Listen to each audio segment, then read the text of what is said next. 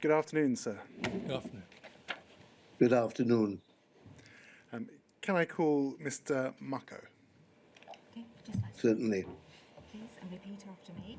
I do solemnly, sincerely, and truly I do solemnly, sincerely and truly declare and affirm declare and affirm that the evidence I shall give that the evidence I shall give shall be the truth, shall be the truth, the whole truth, the whole truth, and nothing but the truth. and nothing but the truth. Thank you. Please sit down. Good afternoon, Mr. Muchow. I hope you haven't had too difficult a time in getting to the inquiry this afternoon.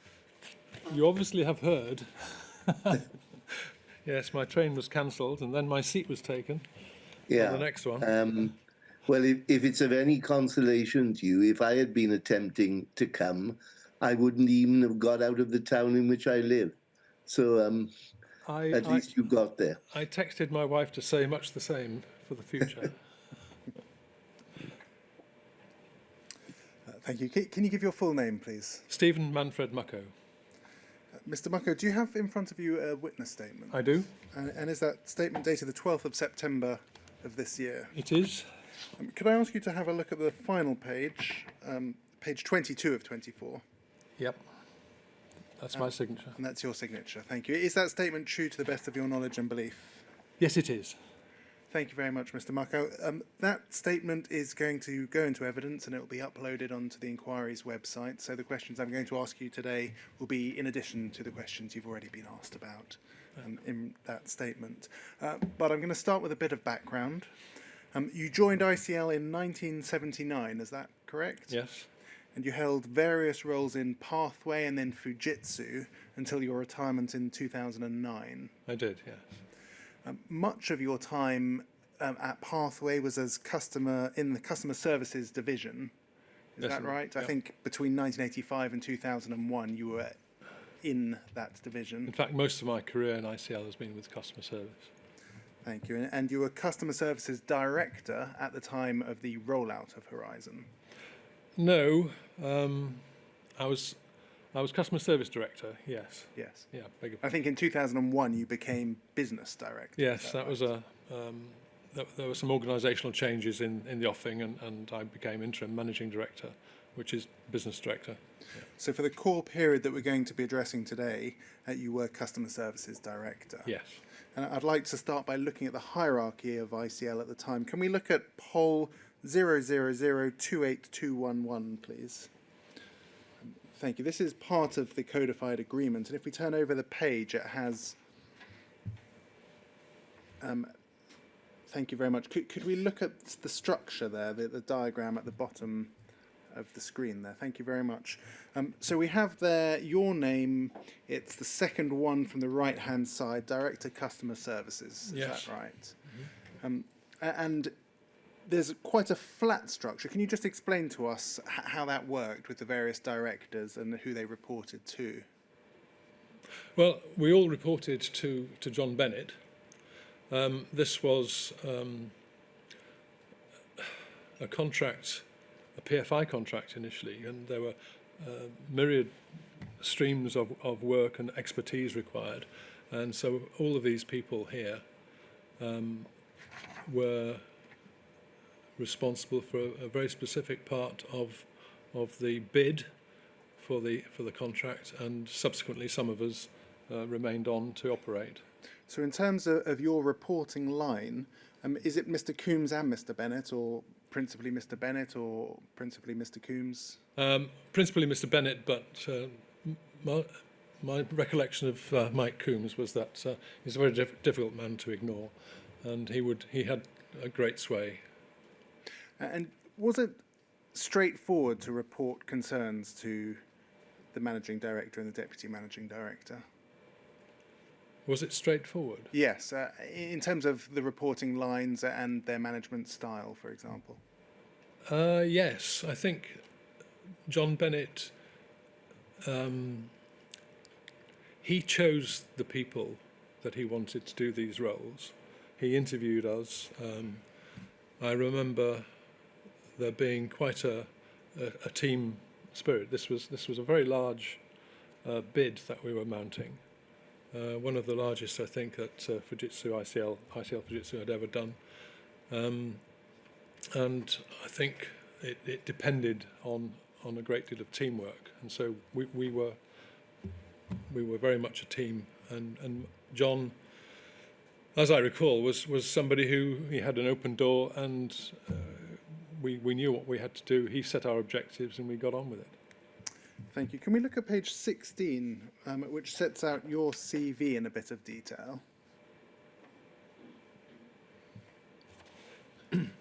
Thank you. I'm just going to read that section 1996 to the present. So 1996 to the time of the contract.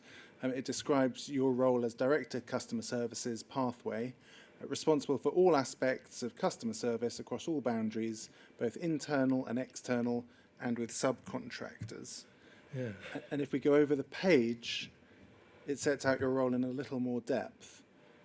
And it says their role operates services in accordance with service level agreements. The current role includes client, POCL operational support services, help desks, counter support services, site services, training ongoing, management information, pathway, help desks, site services, training, and MIS, I think, is management information. It is. Yes. I mean, there's clearly a few typos in there. Yes. But it's fair to say your role covered both help desks and training. If it wasn't to do with development, then operationally it was for me to deal with. So I didn't do any development, I didn't do any implementation. But my team looked after the operation of the data centres, the support services, the management information system, which was actually probably one of the largest components of that, because we were building something from scratch. We didn't have anything available off the shelf. This all had to be built. So what does that mean, management information services, very briefly? Management information systems, not services, the systems which, for instance, we had to submit every month how well we'd done in achieving the service level agreements that we'd signed up to do. So we had to devise ways of showing how the help desks had responded, how the transactions had performed. I'm sure you'll come onto this, how many incomplete transactions and lost transactions there were, and so on. And all of that was done by my team in devising processes, procedures, and spreadsheets, and other forms that maybe there were some databases written by the SSC, data applications, to capture the information that we gleaned from the system in order to inform the management team how well we were doing. I'm going to begin just by way of background to ask you some questions about the help desk.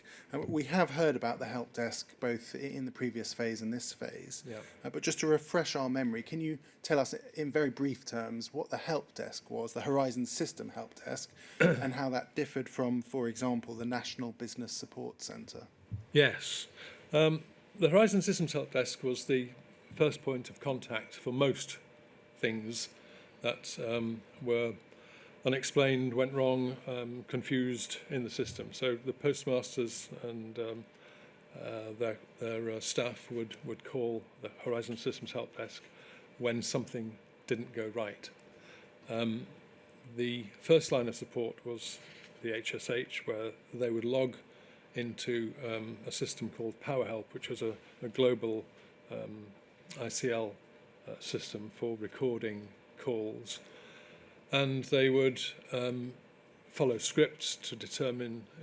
Initially, there were no scripts, but we developed scripts later as the help desk matured and as problems emerged, to try and determine where the postmaster or the operator of the counter terminal was in relation to the process of performing a transaction and what had gone wrong at that point. So the help desk, that became the first line of support. There was a second line of support which dealt with more hardware type problems, like so if the comms had gone down, or if the barcode reader had failed, or the printer hadn't worked, then those things would be passed on to the second line of support, they would schedule an engineer mostly to deal with that problem.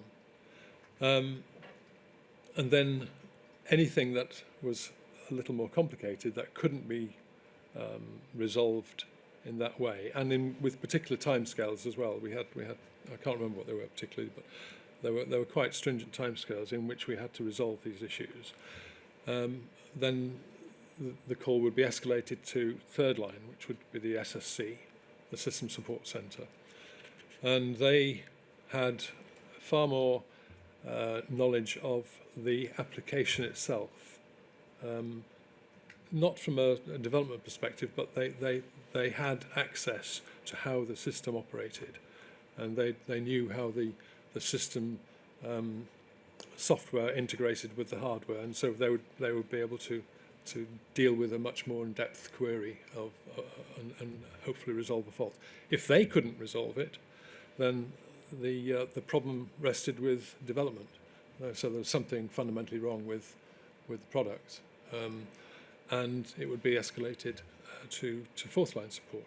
But the HSH primarily was levels 1 and 2. So the HSH taking calls direct from the postmasters and then passing on to the SMC, the second line support.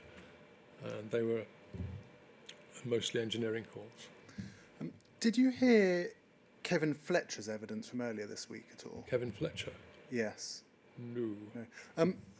One issue that was addressed was training, and his evidence was that any concerns about training and the length of training, so let's say it was a day and a half for managers, would have been resolved because there was a help desk, so users could use the help desk. Did you see the help desk as fulfilling that kind of a role, filling the gaps in the training?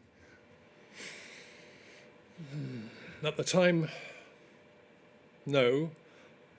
Now, even less, I think. The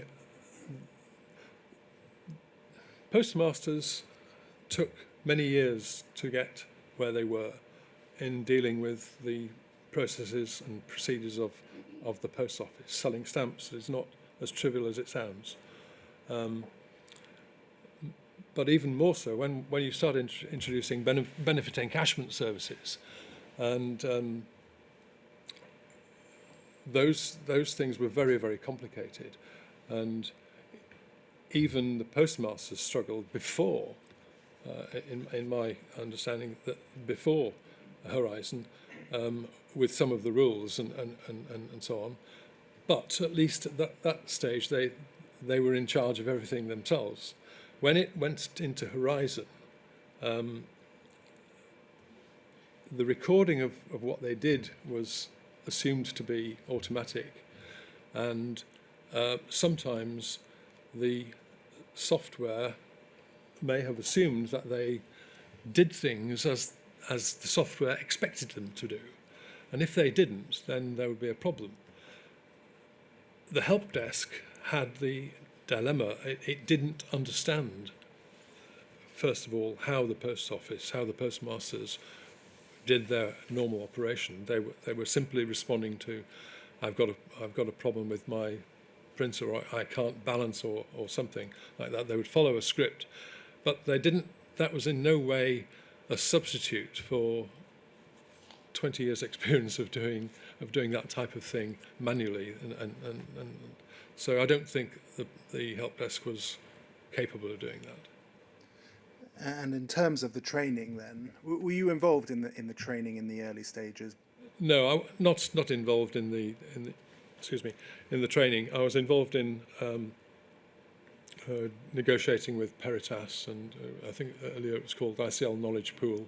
Yes. I think there were three names: ICL Training Services, Knowledge Pool, and then Peritas, which were they were the professional trainers, and we simply negotiated contracts with them, and they learned their input from Post Office Counters Limited.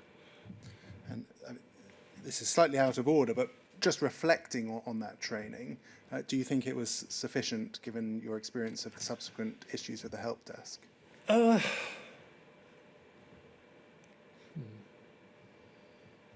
Well, I wouldn't have said it was totally inadequate. That's a very loaded criticism. But how can you?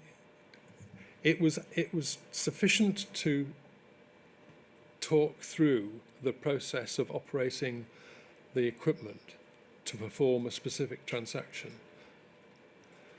Where I think it failed and was not adequate was that you couldn't imagine the sort of things that a postmaster or a member of the public even had done to disturb that perfect expectation of the software. So the software is written to some rules, and the rules are that you do this, this, this, this, and these are the sort of, something you've seen them, that sort of drop down options on a spreadsheet, for instance.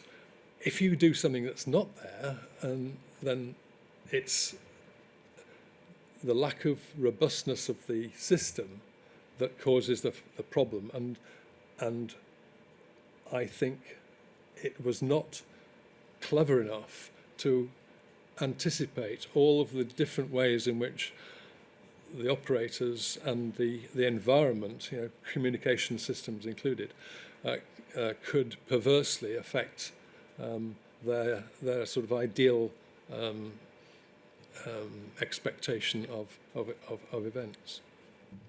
I'm going to move back in time and talk about the early stages, early issues, acceptance incidents. We've heard a lot about those in phase 2, and I won't spend too much time on them. But there appear to be 3 particular acceptance incidents during the contractual stage that you were involved in. Can we look at FUJ 00119869, please? This is a note from an acceptance workshop on the 9th of September. Do you remember what acceptance workshops were at all? Yes. Can you tell us very briefly what their purpose was? Basically, acceptance incidents were things that got in the way of Post Office accepting the system and paying Fujitsu for what it had done. So there were some very strict rules of I can't remember precisely what they were, but you had to have 0 of these and no more than 1 of those, and so on. And these acceptance incidents were those keenly discussed at these meetings. And we have your name there down as a representative of Pathway, and we have 3 numbers after your name. Yeah. 408, 412 and 298. Yeah. I'll use this document just to refresh your memory as to what those were. If we look at page 3, we have there 298 was system stability. Do you remember system stability being an acceptance issue? Yes. Very briefly, are you able to remind us what that was? Well, things would go wrong without any clear explanation at the time. I mean, there might be a blue screen, which remember that this was a Windows NT system, and Windows NT was notorious for blue screening. The things would go slowly. There would be a scheduling problem within the software. It's when the system, for unexpectedly, simply didn't work properly. Can we look at page 13, which addresses acceptance incident 408? It has there 408 Horizon System Help Desk performance. Can you remember in brief terms the issue there? Yes. I was very, very disappointed with Horizon Systems Help Desk performance, not because they weren't trying, but because we couldn't get the right staff, the right quality of staff to stay in the help desk. This was part of the work that was contracted out to another division in ICL, and it was it was always the case that the help desk was blamed for something, whether they'd given false information or wrong information, not false. Sometimes I would say they gave misleading information, and there were a number of occasions when I felt that the help desk was not performing as it should, and in fact we raised 2 red alerts on the help desk. And we'll come to speak about those red alerts in a moment. Can we look just over the page to incident 412? That's described as service performance ad hoc reporting. Do you remember that at all, very briefly?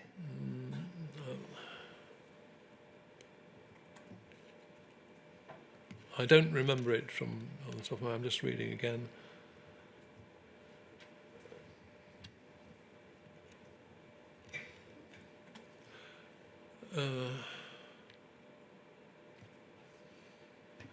Ad hoc reporting, yes. This was the situation where we felt my MIS team and the business support unit team felt that Post Office were being a little free with their requests for information, and they were demanding things, ad hoc reports, and I think we were probably snowed under just keeping ahead of, or keeping abreast, not ahead, of what we had contracted to do, and I think we had underestimated the volume of Post Office asking for analysis and of data and so on. Thank you. I want to focus today really on 408. And can we look at poll 0002848, please? This is a plan for the resolution of 418. And it's dated the 8th of September 1999. That's the top right-hand corner. Do you remember this at all? It has your, if we scroll down, it has your name as somebody who reviewed the document. Is this something that you remember? Sorry, I will remember the words when I read them again, but it's not something that's sort of fixed in my mind, no. Well, let's look at page 5, please, and it's the bottom of page 5, and it sets out there the Post Office's position. And I'll read those briefly for the purpose of the transcript and to refresh your memory. It says, based upon the minutes of the Acceptance Board meeting of the 18th of August 1999, POCL contended that production of scripts is not complete. It does not take account of activities such as the need to train staff. Some items have already missed dates. Call volume projections and staffing projections contain assumptions that POCL cannot agree based on experience to date. And then it has some further points just over the page. POCL's experience to date is that some scripts have resulted in inappropriate advice, resulting in further calls to HSH and the NSBC, SC. Yep. POCL requires an explanation of how the call volume projections are produced and the logic that supports this process. POCL requires that the SLA rectification plan is produced and agreed. Do you remember those concerns, and do you remember whether you agreed with them, disagreed with them, had a concern about them? Frankly, I don't think there's anything to disagree with. These are all truisms. I didn't necessarily understand at the time how many of these things. When we put together our call volume estimates, the plan for sizing of the various services, some of it was a shot in the dark and missed. So we had to come together and produce a rectification plan, which is what this is all about.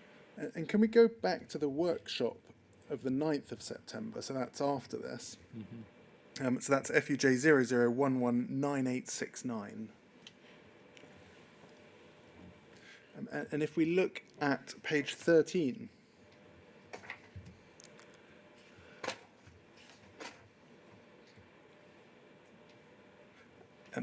I'm going to read to you that first entry. It says, Pathway will arrange a workshop aimed at giving POCL confidence in their resourcing model and to confirm their analysis that a level 3 expert domain for cash accounting is required, report back outcome and issues to this group. Do you remember the issue about requiring a level 3 expert domain and what that might mean? Not specifically, no, but it seems sensible.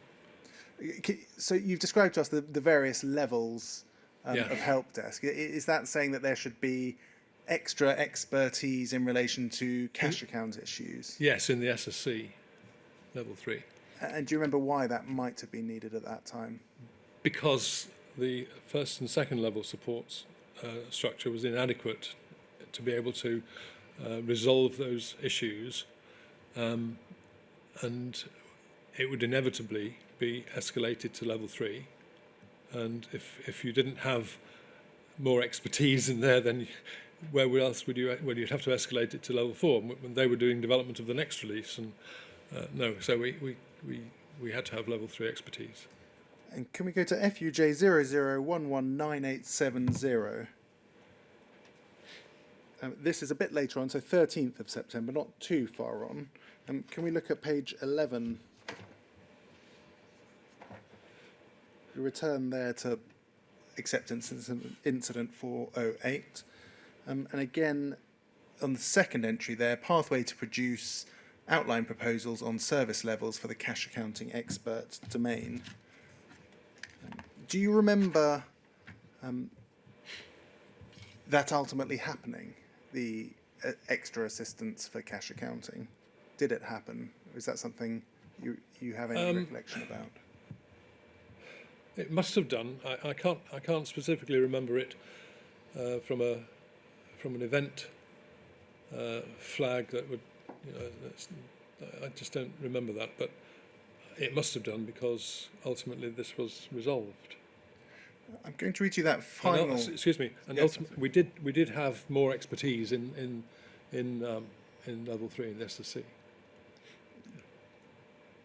And do you remember when that was?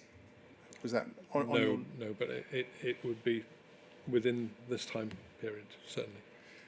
If we look at the final entry on that page, it says performance service level statistics for August have been reproduced by Pathway to exclude the cash account calls. POCL to assure that the statistics are being appropriately reported. Pathway and POCL to meet to review the new service level report. Yeah. Is that something you remember at all? Yes, I do. I mean, I remember Dave McLaughlin and Ruth Holland saying, well, we've got to make sure that you've not bundled a lot of other stuff in with cash account. So what we were trying to do here was show that the performance of the help desk had improved and the performance of the system had improved without the effect of the cash account calls. So this was, if you consider the cash account was a very special and difficult topic, how were we doing on the rest of them? And that's the purpose of that activity. Thank you. You've said that the cash account is a difficult topic. Can you expand on that for us a little bit? I wish I could. I think cash account, stock units, the transfer of stock from unit to unit, I wonder sometimes if it's just too complicated. Clearly, I mean, I think it's probably been resolved by now. I don't know. I've not seen what Horizon new. What's the new one called? Online, and I don't know if that has resolved the problem, but it was certainly very, very complex for the legacy system. Do you remember at that time being told about particular problems with the cash accounts? I remember being well. I remember there was a problem with if you had voided a transaction but hadn't meant to, or had not allowed it to print, then it would be left in a funny state. And for instance, I think you could pay a benefit twice because the system didn't think it had been paid, but in actual fact you had handed over the money, and that for instance would be a difficult thing. And when I think there was another issue with in small numbers of offices, small numbers of counters in an office, where they might have a different counter clerk would have his own stock unit, but stock had to be transferred from the previous counter clerks. Is it a bit like shift work? And you've got to transfer. So I've got 100 stamps left. I've got to transfer those 100 stamps to a different stock unit. So if that hadn't operated exactly as the software anticipated, then there would be a problem. Were those kinds of issues well known within ICL at the time, or not? Well known within not within ICL, within Pathway, yes. Within Pathway, sorry, yes. Yes. And you say not within ICL. Well, no, ICL Pathway was separate from ICL. If I could just take you back to the first document we looked at. So it's poll 000282211. Mm-hmm.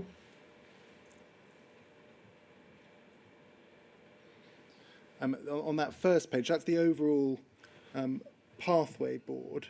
And you have Mr. Bennett there. Yeah. And you have Mr. Christou from ICL. Yeah. And Mr. Todd from ICL. They all reporting to the chairman, Sir Michael Butler. I mean, were those kinds of issues, as far as you were aware at the time, the kinds of things that would be discussed with ICL? Not in that granularity. Certainly, the board would be very interested in how we were doing, how we were performing in meeting the service level agreements. I mean, once it moved from a private finance initiative where Pathway had all of the liability and to an ordinary contract, then there were very, very specific targets to be met. And failure to meet, those targets meant financial penalties on ICL Pathway and therefore on the board. They were certainly made aware of how well we were doing or how badly we were doing, because indeed we did suffer penalties.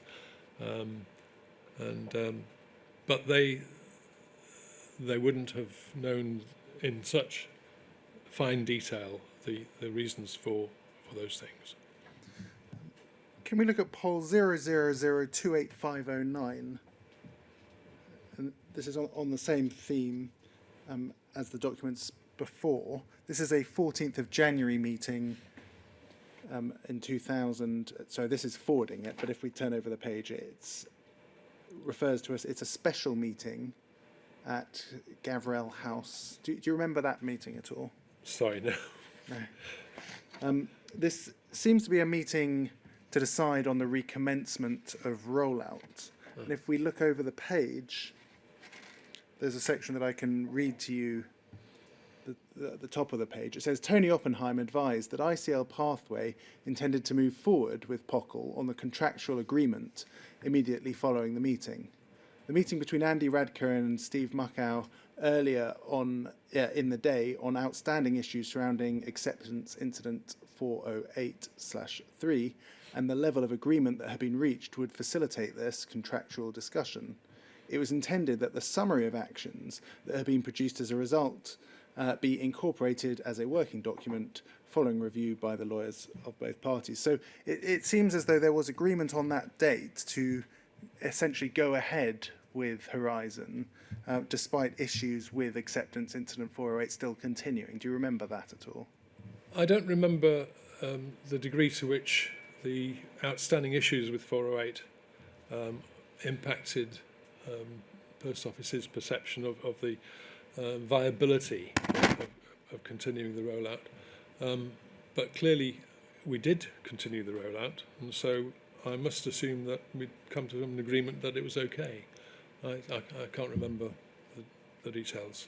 Thank you. I'll just read the final paragraph on that page. It says, agreed that if actions in place to address the outstanding elements of agreement worked and that no further issues arose prior to signing the third supplemental agreement, there was no requirement for a further meeting.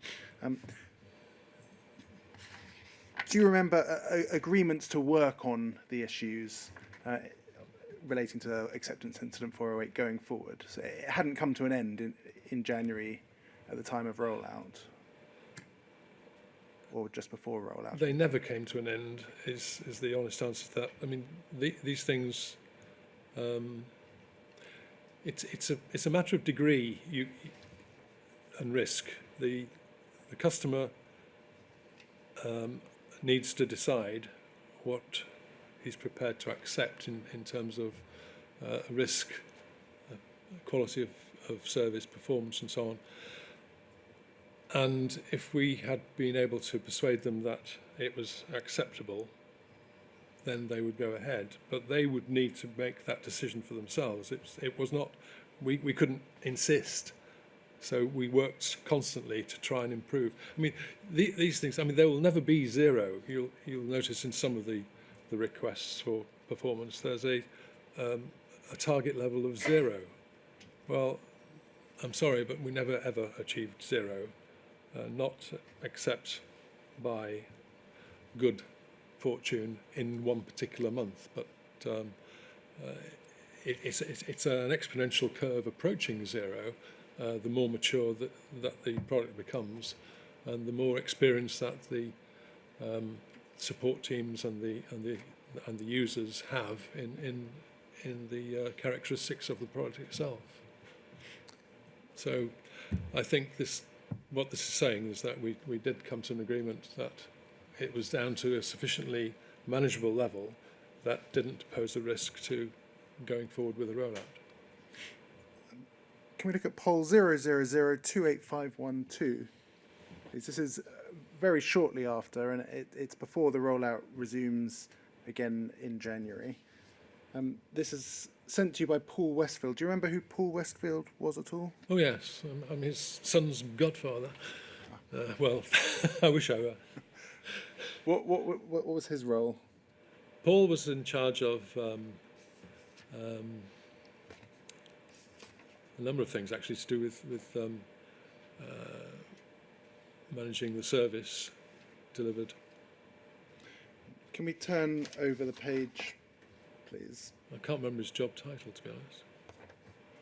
So this is, again, acceptance incident 408, cash account call analysis review, week 1 and improvement plan. Yeah. Perhaps we could turn to page 6. I'm just going to read you that introduction. It says, in accordance with the monitoring requirements, so it seems as though there were monitoring requirements going forward for acceptance incident 408. Yes. The Horizon System help desk sites at both Stevenage and Manchester are recording all cash account calls for a 6-week period from the 3rd of December 1999. The tape calls are then being reviewed by POCL, who will make an assessment as to the help desk's ability to conform to the narrative contained within the cash account scripts, give out correct advice, avoiding a negative impact on the POCL business. So this seems to be along the lines of what you've just discussed, which is that POCL would be monitoring the progress going forward. Yeah, and those calls were recorded and they were reviewed. They were. And if we look down at the bottom of that page, it gives the initial results. It says POCL reviewed 45 calls out of 177 recorded for cash account activity on 08 and 09 of December 99. Out of the calls reviewed, 13 were deemed to have failed in that by incorrect advice being given by the HSH, this could have given a negative impact on their business, or the HSH deviated from the cash account script. And is that something you remember? Not specifically, but yes, that's the sort of thing. If we turn over the page, there is a table there. It seems as though there's a difference of opinion between POCL and ICL as to how many failed or not. We have, if you look at the second line, number of calls failed. POCL after initial review, 13. POCL after joint review, they came down to 8. ICL pathway view after joint review was 0. So it seems that there's quite a significant difference of opinion as to what amounted to failure. But after joint review, there's a considerable coming together of minds. Sorry, can you just expand on that? Well, POCL view after joint review. 5 number of calls passed and only 8 failed, not 13. So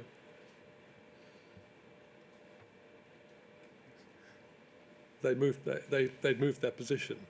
They were persuaded that it was not necessarily just the help desk at fault. I think the scripts were largely to be examined to see whether or not they went far enough. I think the scripts sort of ran out of steam. I think there's some talk of that later on in this document. Shall we look at page 10, which is the improvement plan? And I'll just read to you halfway down that first paragraph. It says, the components of this improvement plan have to be developed, tested and implemented within the help desk prior to the expected commencement of rollout on the 24th of January 2000. From the 13 calls analysed in this joint review and from experience gained within the ICL pathway customer service management information reporting, specific areas can be identified as causing confusion either in the outlet or at the HSH.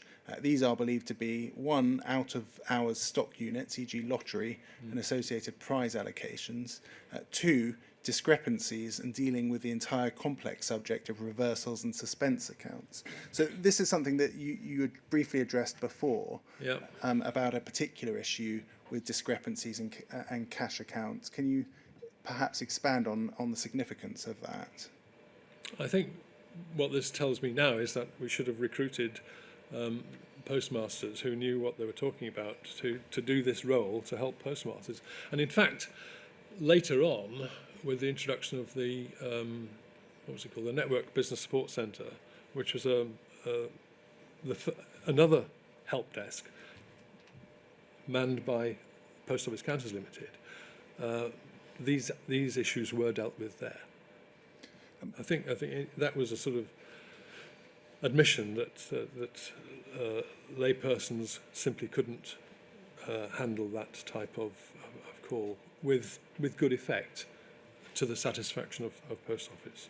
Can you assist us with that, actually, about the role of the NBSC and how that fit in, both at this time and as you said, later on? I'm not sure whether the NBSC, yes it is, where a business rule needs to be invoked by the NBSC. So the NBSC was equivalent to the HSH for postmasters for post office related things. So it ultimately, I think it took on, if not all, a lot of the work to do with dealing with cash account balancing and so on problems that we had not been very good at. But the NBSC it provided support to the network, and the postmasters were their staff, if you like. Where did you see software issues that caused issues with balancing to have fit into that overall picture of help? Well, they wouldn't be resolved there. They wouldn't even be identified there. They would be identified in third line support, software issues. We had a number of systems. I think you've heard of the KEL. That's the known error log. The known error log. It's more like a Fonteville log. It was something where you could dump useful information, a sophisticated, frequently asked questions type affair. They could look in there, and they should be able to, or they should have been able easily to have found that this was a common issue. That somebody else had this problem. I mean, when somebody has a problem for the first time, you're on your own. I mean, we don't know. When a problem arises for the first time, you're in discovery mode. When it arises for the second, third, fourth, fifth, 25th time, then you know you've got an issue which is potentially an operational issue, an infrastructure issue, a software issue. All of these things can come together to make it fail. Interestingly, there was a time, I remember when we had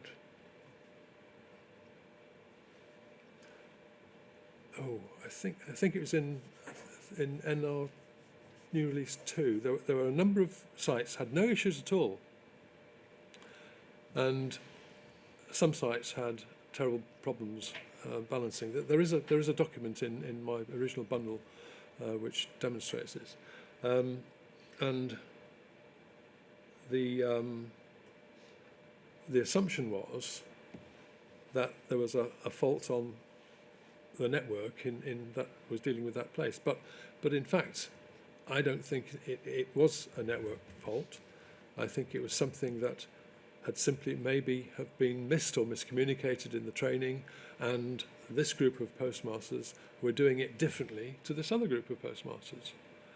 And so my question was, well, why have these guys got problems and these guys haven't?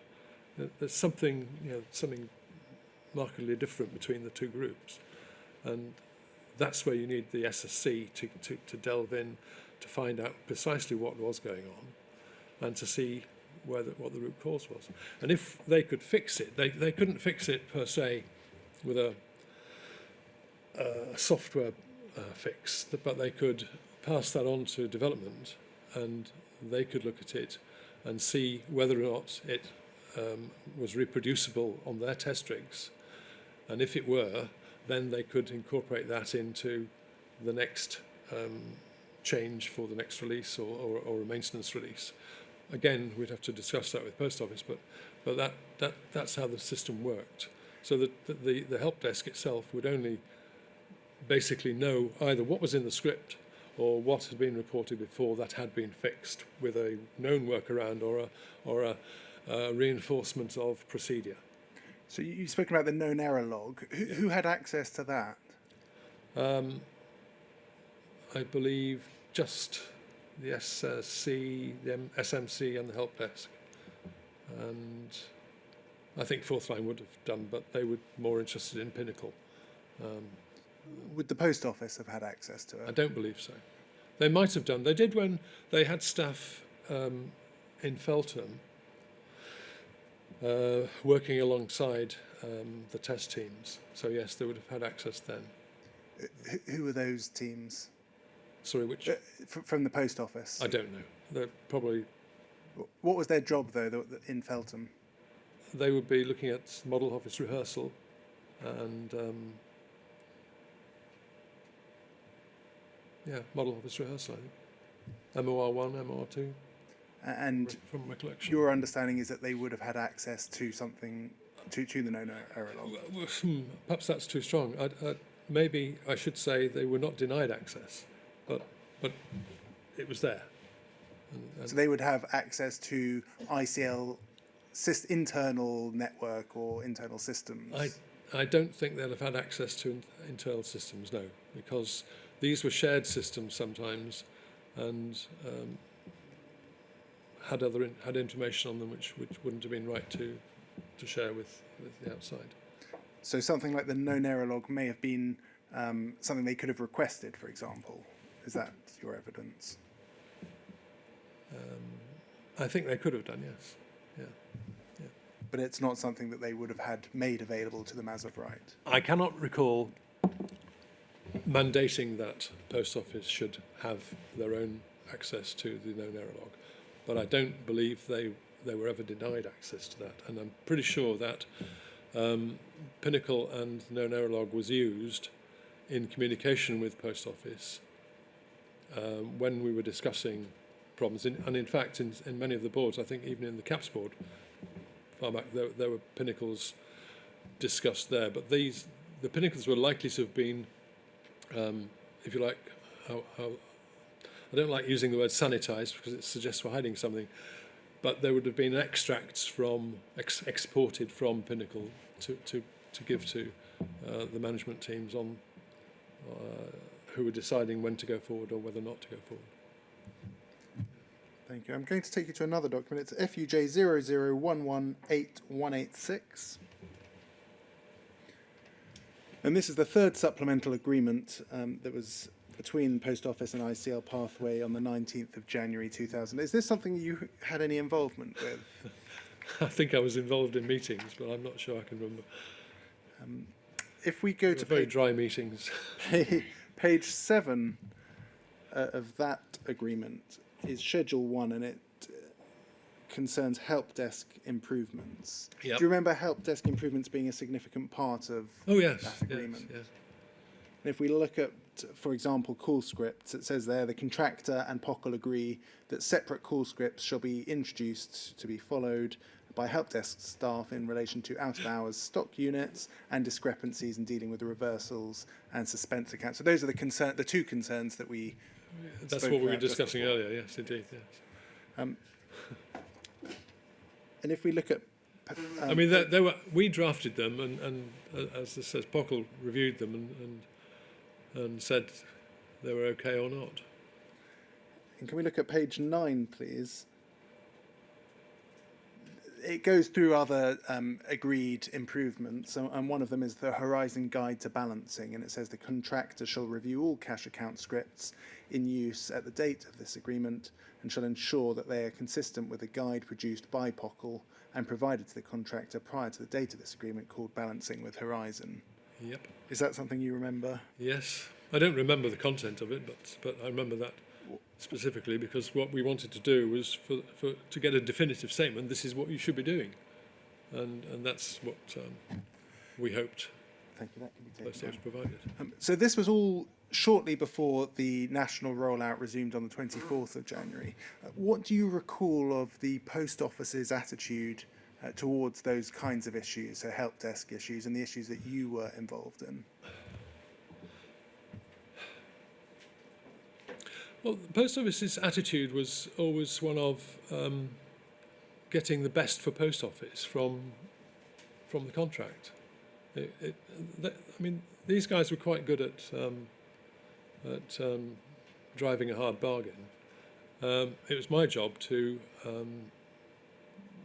staff up and the people and manage the information, management information, which enabled us to see how well we were doing, and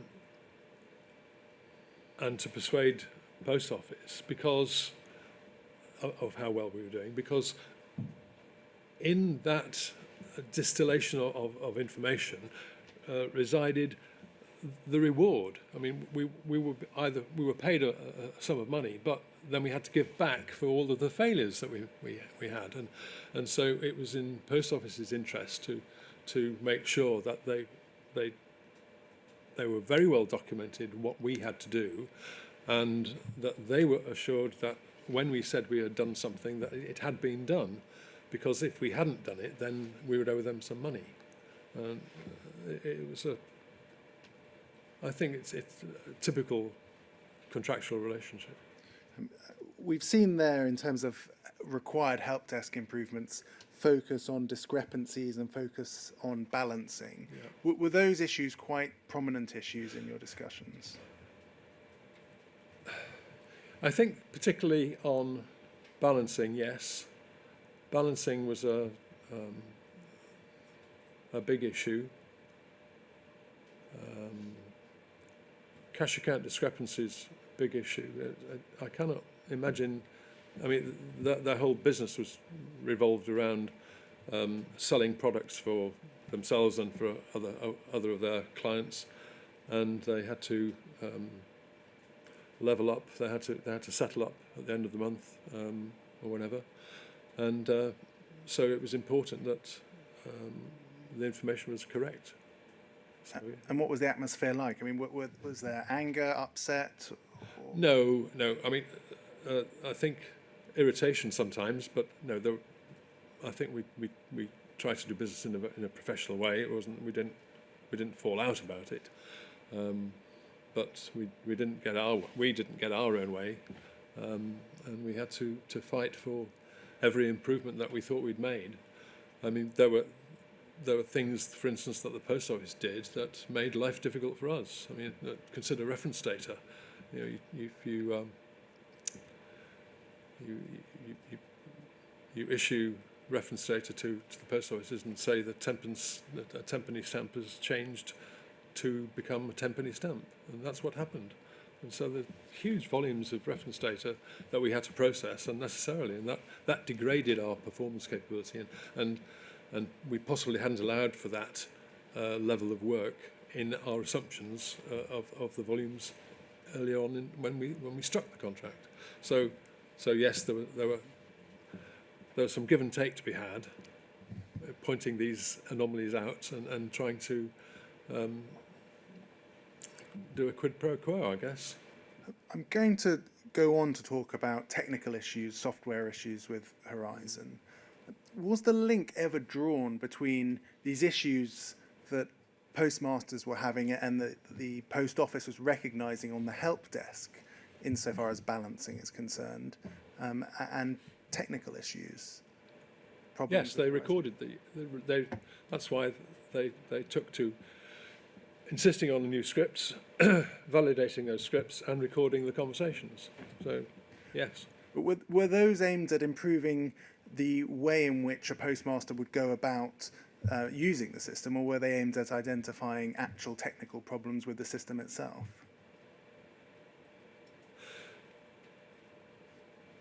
I don't think the postmaster can do any more than follow his instructions, and when things go wrong, report a problem, and that problem to be escalated through the support chain to eventually to become an incident, which is recorded on Pinnacle, and then and resolved by a software change.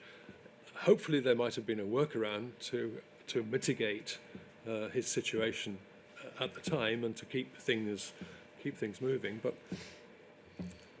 I don't think that the postmaster could have done any more than that.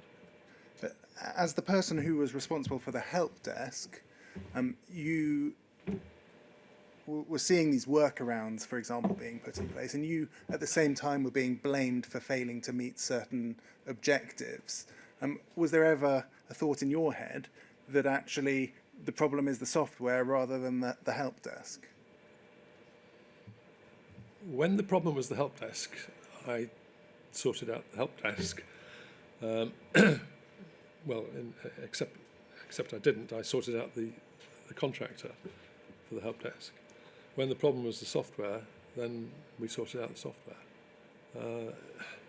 There was no problem within Pathway between customer service and development identifying problems. All developers want their products to be as good as they can be. It would be lovely to have, impossible, but be nice to think that one day there would be no need for a help desk. When, that things don't go wrong, but they did, and they will, and they continue to go wrong. So was it always envisaged that there would be these software issues, and that was the purpose of the help desk? No, the purpose of the help desk was to help the postmaster operate the system. It also, to capture complaints, to whatever whatever call came in. It could have been a member of the public in the early days with the benefits and encashment service. A member of the public could call the help desk and say that they'd not been able to pick up their benefit payment card or whatever. So it was really the first point of contact to gather together all the things that were wrong as perceived by the operators of the system, the postmasters, the members of the public, the users, and we occasionally got calls from post office as well. Anybody could call the help desk. It was a published number. The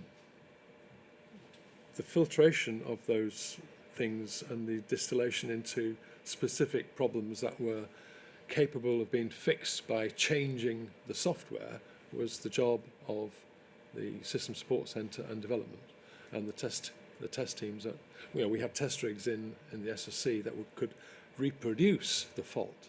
If we could reproduce the fault, we were happy, because then we could show concrete evidence to development. Here, chum, you've got a problem here, fix it. And that was always the best way. The intractable problems are ones where we couldn't reproduce it. I'll give you an example on communications faults. There were several occasions when comms would go down and miraculously return. Nobody had done anything. So it was it's an amalgam of skills and effort and expertise to try and resolve issues and get them fixed as soon as we can. You can't simply fix it in the post office at the time because it's an estate and you have to do a rollout. We did occasionally put a fix to a specific post office, but then that would be overwritten by the next, that would be there to say, did this actually cure the fault as seen by at the end of by the postmaster? But that then would have to be incorporated into a change, a new release to a maintenance release or a new release to affect the whole estate. Can I ask you how that happens? So to an individual terminal, for example. To an individual terminal. How would you go about making that fix? Well, there wouldn't be this is a bit technical for me, but there wouldn't be an individual terminal except in single counter offices where we had then an extra disk, which effectively, because we always had a backup of the message store. And then there was a copy on the correspondence server in our data center. So we would have to make a connection, and on occasion, particularly say for instance when we had a communications fault, we would open the connection from the data center and keep it open so that we could put down a fix to the PC, which was the counter. And if it were a multi-counter office, that would then be replicated. I can't remember the term, but it would be propagated to all of the counters in that post office. And who would do that? Who was responsible for doing that task? The only people that could do that would be the SSC and development working together. And could they do that to, for example, a cash account? In what way? Could they implement a fix that might impact on the cash account to a single post office?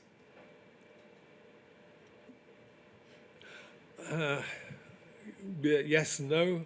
They could make a change to a balancing change, but it would be a new transaction. It wouldn't be. They couldn't. I don't believe they could alter a transaction. They could put in a new transaction. So, for instance, there was a. How can I put it? I'm swanning out of my comfort zone here, but I think if there was an imbalance, they could insert a balancing sum to correct that, so that the postmaster could roll over to the next cash account period and carry on work. I mean, this was a requirement because otherwise he'd be stuck. He couldn't do any business. So, and we would do that with the knowledge of Post Office, with the NBSC. That's what we were doing. In fact, I think they had to agree that process because Chesterfield had, I can't remember the name of the, is it TPS? Transaction person. There's a TIP? TIP, maybe it's TIP. There's a Post Office Counters Limited system that would read in all of transactions, and it would get one, which we had to tell them why we'd done that. So I think that's how it worked. Yes, yeah.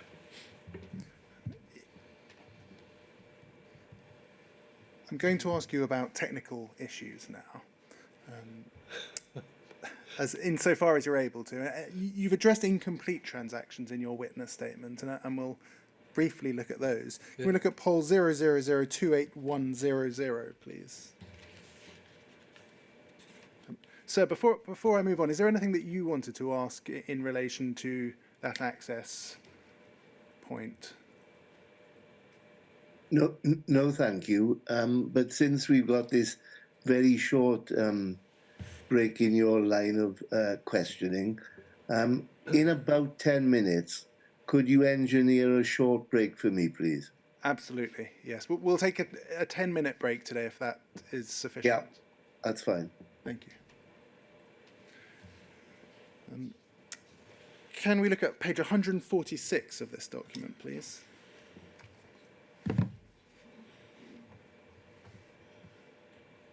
So we're moving back in time now to 1998, I'm afraid. And this is a time when the Benefits Agency was still very much involved. You'll see this is a letter to Mr. Vince Gaskell of the CAPS programme.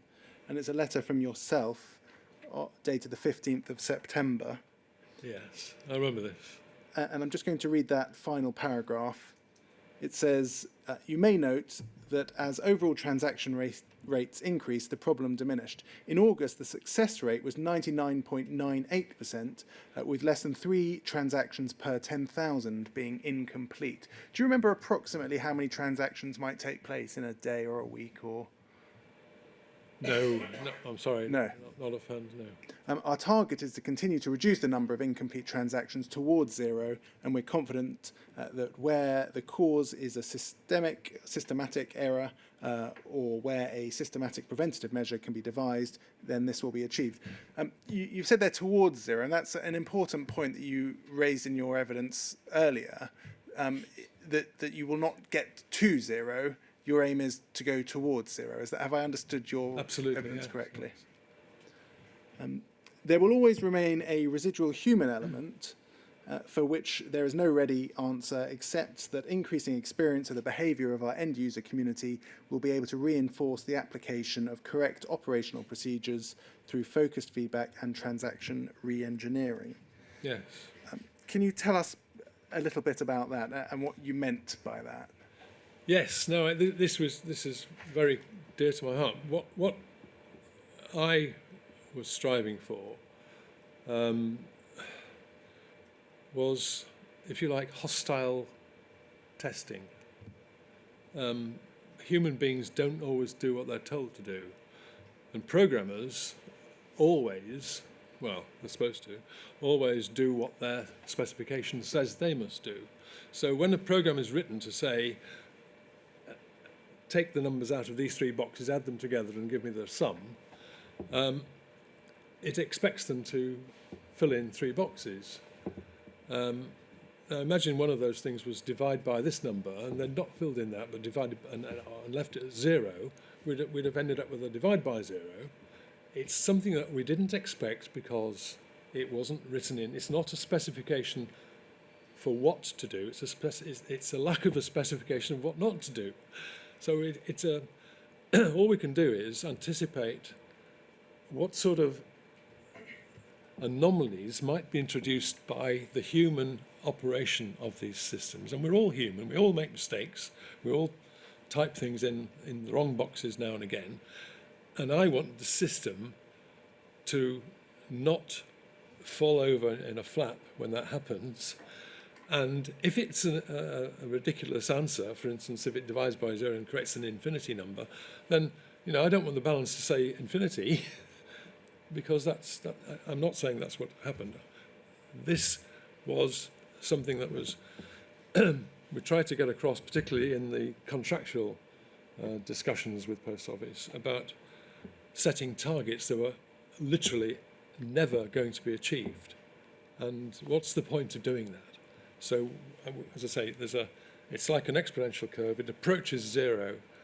You may have periods of months and months and months with no errors at all and think, yes, we've cracked it. But then a spate crops up. And so that's what it was about.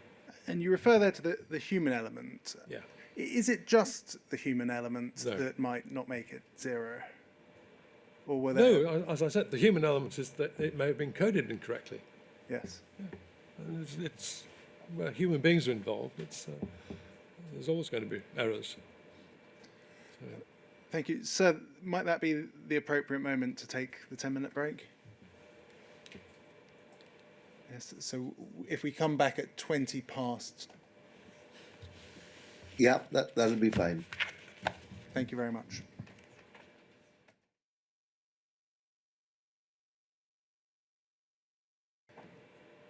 Thank you, sir.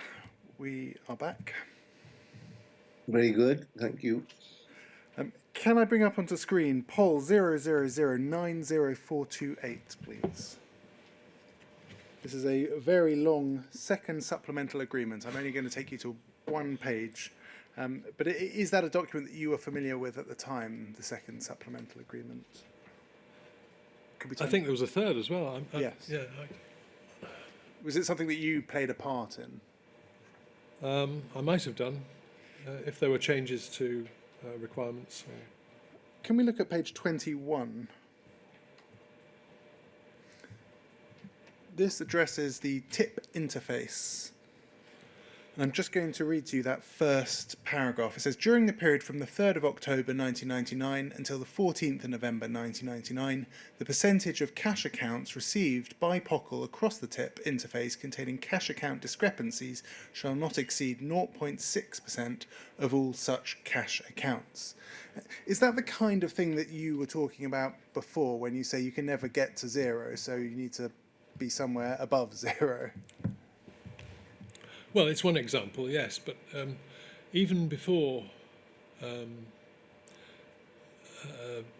Horizon, I remember there was a huge department in Chesterfield. I think there were about 400 staff there who were trying to resolve issues with the old-fashioned paper account, cash account. So, yes, I mean, Post Office had to reduce the cost of that activity, and hopefully Horizon would have helped them by eliminating a lot of those faults.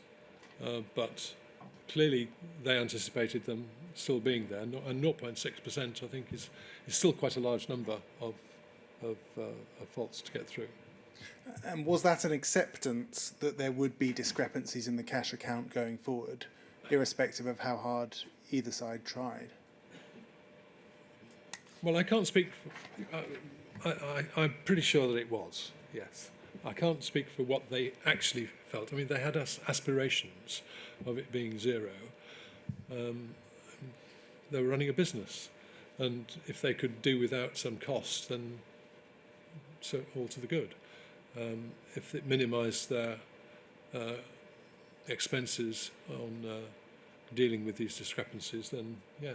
But 0.6% is still a substantial number, I would think. I'm going to move to issues post-rollout. Can we look at poll 000291158, please?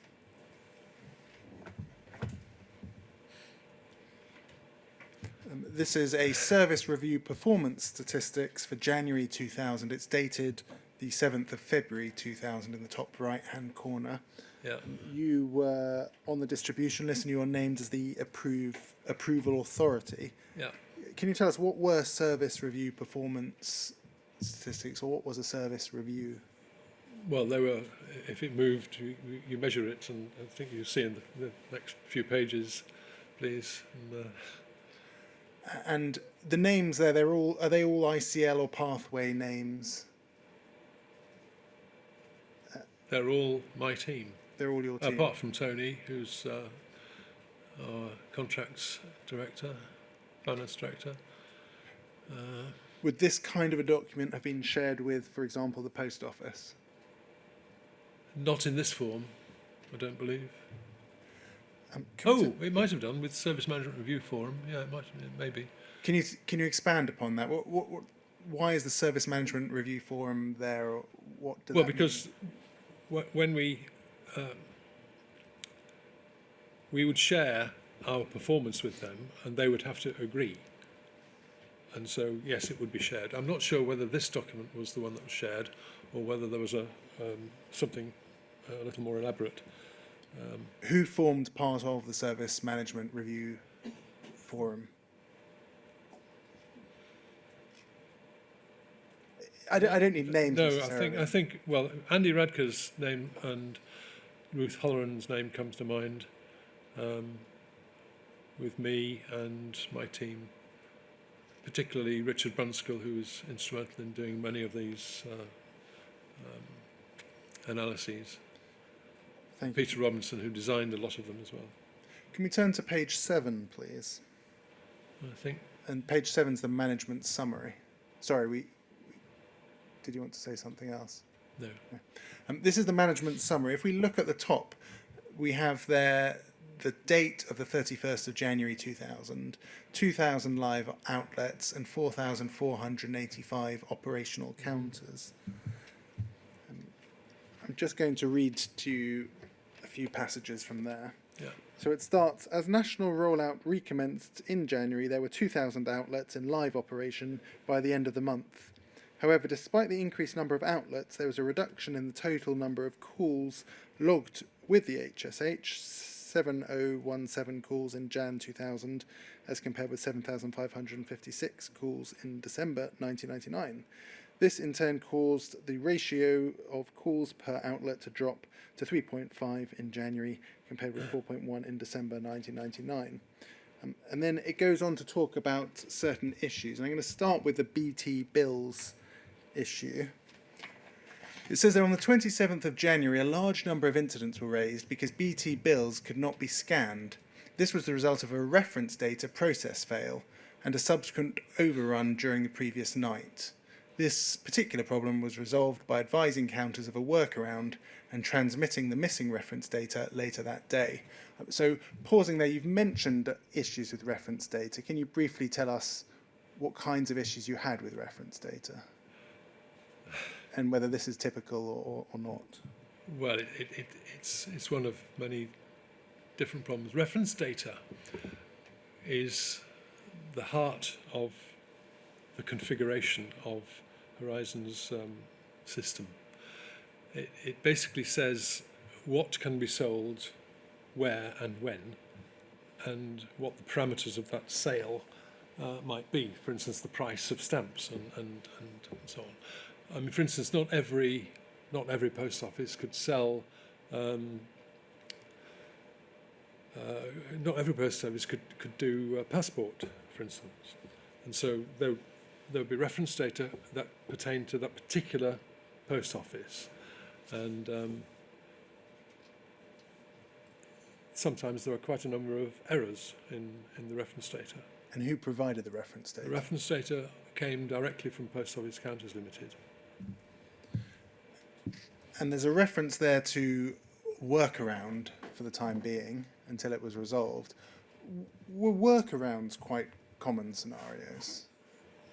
It's a word. It's a term that's used quite loosely. It means how do you get over this problem for the minute? And I don't know of any specific examples, so I'm only guessing really. But if there were one type of transaction and it was similar to another type of transaction, and you had the reference data for one and not the other, you could say to Chesterfield, how about calling it this transaction so they can perform the role, but in fact it's one of these. I don't know if that's a good example, but workarounds, generally speaking, were not what we were looking for. We were looking for corrections to the reference data. But that meant it had to go through a lot of testing, and it could have been it could have been a delay that Post Office would not have liked because of the inability to transact that type of product, and that meant a loss of business to the post office, to the postmaster, and potentially to the client as well. So, thank you. Then it goes on to refer to an issue with blue screens, and you've talked about blue screens already. Yes. And then we have Gyrobank transaction report. Could we highlight that, please, or blow it up a little so it's a bit bigger? It says a report fix was delivered to 1,100 counters, which caused the following scenario to occur in a number of outlets who were attempting to reverse a transaction. When a transaction was reversed on a lower numbered counter node, there was no evidence on the Gyrobank summary that the reversal had taken place, although the correct information did go to Pockle Tip. Some outlets realised this to be the case and altered the Gyrobank summary to reflect the correct transactions. Some outlets, however, completed, and if we could go over the page, the reversal again, which resulted in a discrepancy for the value of this reversal. MSU has advised POCL of all outlets where we know a problem has occurred after calls were received by the HSH and a fix was delivered to the affected counters on the 31st. The problem with gyro reports on the 26th of January. Is that something you remember, or are you able to assist us with that? No, I can't remember the specifics, but I do know that it was important that TIP had the transactions in the right sequence, with the right counter. So it may have been the case, for instance, that they tried to do the reversal on counter number 3 when it was performed originally on counter number 4, but counter number 4 had failed. Maybe it had a disk error or something. So you've lost a counter or you've lost the communications. So they tried to do the reversal somewhere else, and I don't know whether the fault was in TPS or reference data or TIP, but that particular impact happened, and we discovered it. So we have here on the page before, we don't need to turn back to the page, but it says operational counters by that stage 4,485, and it said that a fix has been delivered to 1,100 counters. And then we look on this page and it says MSU have advised POCL of all outlets where we know a problem has occurred. Now, are you able to assist? Would the fixes occur just to those that you knew occurred? So only a quarter, let's say, of these counters have been fixed. Is that because a quarter would have complained to the MSU, or? I really don't know. I mean, let's say that a sub-postmaster hadn't called the help desk because they hadn't realised that there was a problem. Typically, would they receive the fix, or typically would the fix go to those who had raised the issue with the help desk? They would eventually receive the fix. I think what would happen is that the help desk would recognise when this had occurred, but if the postmaster hadn't reported the problem, then the help desk would have no record of that, and they would not receive the fix until the next maintenance release was distributed to the estate in general. But where this had happened, then what we're trying to do is correct a discrepancy, and so that fix would have been delivered to those post offices. But there may well have been other post offices where they failed to, it's not, where they hadn't reported it, and so they would suffer for that. So how would that process work in terms of, would the help desk gather names of post offices, or was there some other kind of process to notify those who were providing the fixes of the affected post offices? As far as I recall, what would happen is that this would be a pattern developing, and the pattern developing would clang the bell with the SSC, who would look at it and raise a pinnacle, and either establish the workaround in conjunction with development, and apply the fix. But I don't, it's not something. Not everybody dealt with these things, so it was not something that you would blanket apply. It's not a sticking plaster for everybody. It's just for this specific thing. And you mentioned earlier that the third level of support weren't great when it came to things like balancing. Or initially, they didn't have any experience of it. I mean, all they had was what they'd learned from going on the course with.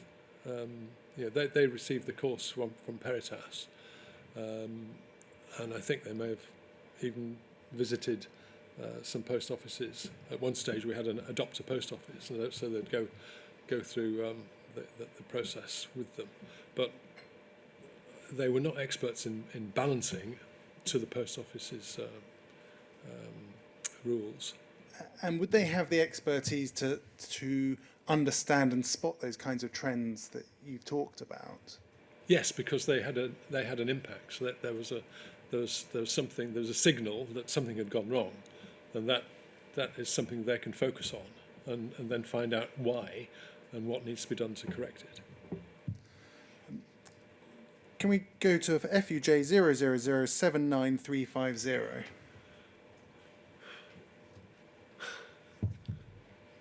This is a live system performance report for February 2000. So again, it's after the rollout or after the rollout has resumed. You are a recipient of this document. Yeah. Can we look at page 9, please? There are various issues that are mentioned throughout this document. I'm going to take you to them. Here we just have one, which is, it says network. 2 periods, very long calls have been experienced on the ISDN network. Mitigating actions have been put in place whilst the riposte bug is resolved. Yeah. Are you aware of what that's a reference to? Not specifically. ISDN was not my favourite network protocol. But the reference to a riposte bug there, were bugs with riposte common? Oh yes, as common as with any other software. Yeah. Were they more common with riposte? Was there a particular problem with riposte? I have to be a little guarded here, not because I wish to conceal anything, but because I wish to be fair to other people's software. If I can't see the code, I'm always upset. I don't like not knowing what's going on, and if it's in like with Windows NT, the famous blue screen problem, we didn't have access to Microsoft's code to go and fix it. We didn't have access to this code to fix it. We had to work through the reporting process, register a fault, get riposte to work it into their busy schedule, and wait for it to be tested, come back, test it again, and deploy it. That was always an element of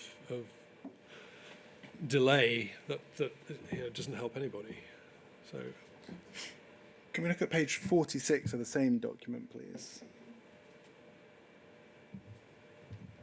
And if we scroll down, it says riposte system messages. The number of messages generated by riposte functions, e.g. log on, log off, end of day reports, session transfers, etc., is significantly greater than the prediction, which was based on the CSR NR2 live trial system. The prediction was that 200 messages per counter per day would be generated. Data from the live system indicates that the number currently exceeds 500 per counter per day. Is this something you are able to assist us with at all as to what that means? I'm afraid not. I think you might be better to talk to the development team on that. And scrolling down, user lock requests. It says CPs to remove unnecessary messages are being raised, starting with CP2253, which significantly reduces the number of user lock requests generated by the counter. This will both reduce the number of messages in the message store and significantly reduce the load on the persistent object index. I mean, this is all quite technical, but is that something? This sounds like, I think I do recall something like this when the lock is only required if you're going to write. What you're locking is the data from being changed whilst it's in use. But if you're reading it, you needn't lock it. If it's locked because somebody might be changing it, then fine, you have to wait for the lock to be released. But I think there was a criticism that they were locking everything, and that created too many requests. Riposte is mentioned there, and we're also going to talk about the EPOS system. You laugh. No, I'm not laughing. Perhaps you can. I'm holding back a tear, but I'd like to talk about your instinct on the mention of EPOS. Then, can you tell us what was the reputation of EPOS in the office? It's. I think there are too many young people in the room. Actually, EPOS was never an ideal system. I'm sure it worked well in places where it was designed for smaller numbers, but I think we had too many bugs with EPOS. It just, I can't remember at a time when EPOS was the darling of the family. It was always a problem. So, And I mean, there was a time when we were thinking about rewriting it completely, but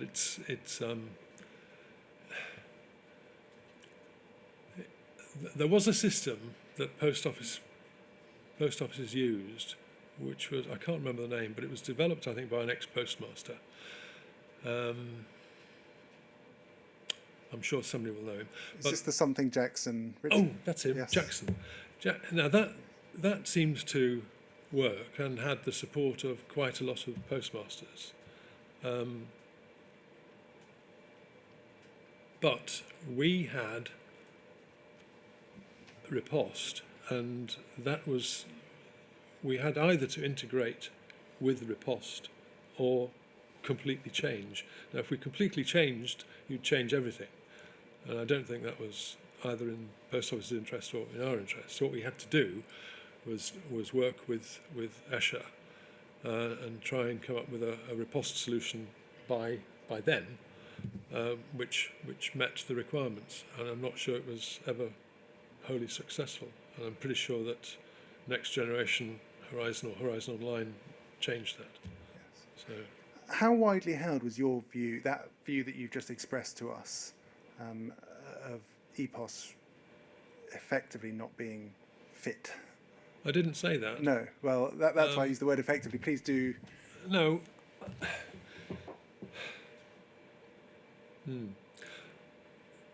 I can only measure it by does it make my life simpler or more difficult? And it always made my life more difficult. So I was never happy with it. It was a very complicated system on which to, we talked a moment ago about reference data, and reference data being very specific about post offices, products, price, and so on, circumstances in which those things can be traded. To build that into something which was designed for, I think, An Post in Ireland used it. But were they anything like Royal Mail, Post Office Counters Limited? I don't think so. And so it was always an adapting, and it was possibly, I don't know whether we were big enough to warrant the attention from Escher.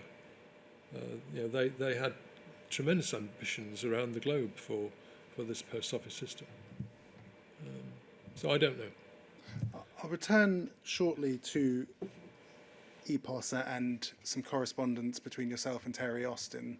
But before I do that, can we just look at FUJ 000589190? This is the ICL Pathway Monthly Report for February 2000, and it's page 24 that I'd like to look at.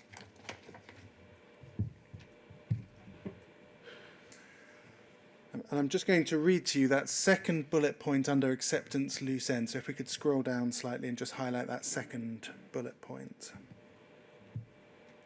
It says, we have dealt with queries from POCL concerning acceptance incident 376.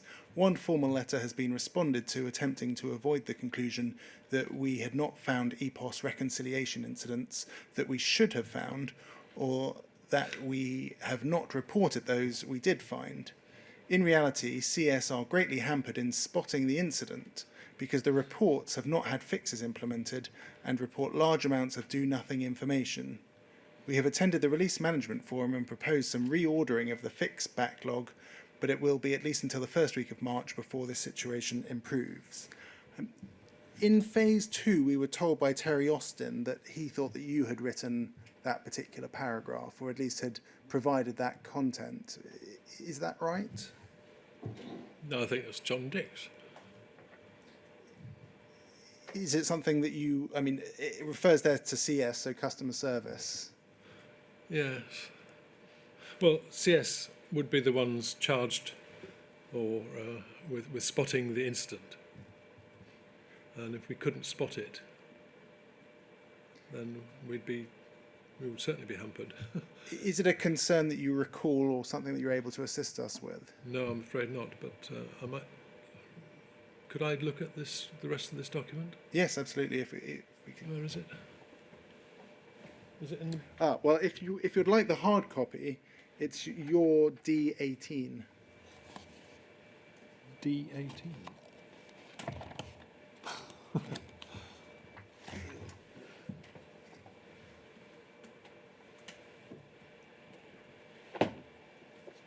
It may be better to, we can come back to it at the end. Just scroll on the screen and be yes. fine. Where would you like? Above, below? Well, start from the top. I'll just have a look. Yeah, this is. So sorry. If I could not possibly have written this. This is because this is written by John Dix. It's Customer Requirements Monthly Report. Yes. Well, he wrote his own reports. I wrote the Customer Service Monthly Report. Well, thank you very much for clarifying that. In relation to the issue that it raises, is that something you remember? Issues spotting incidents. Well, John was always very sympathetic to the problems that we face. I mean, we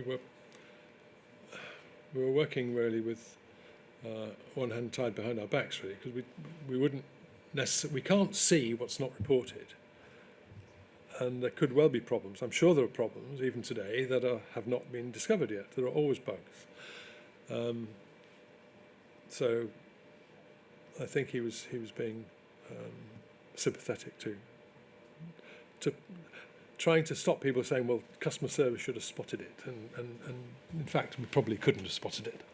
But, and is that because you were reliant on people calling the help desk to say, I've got a problem?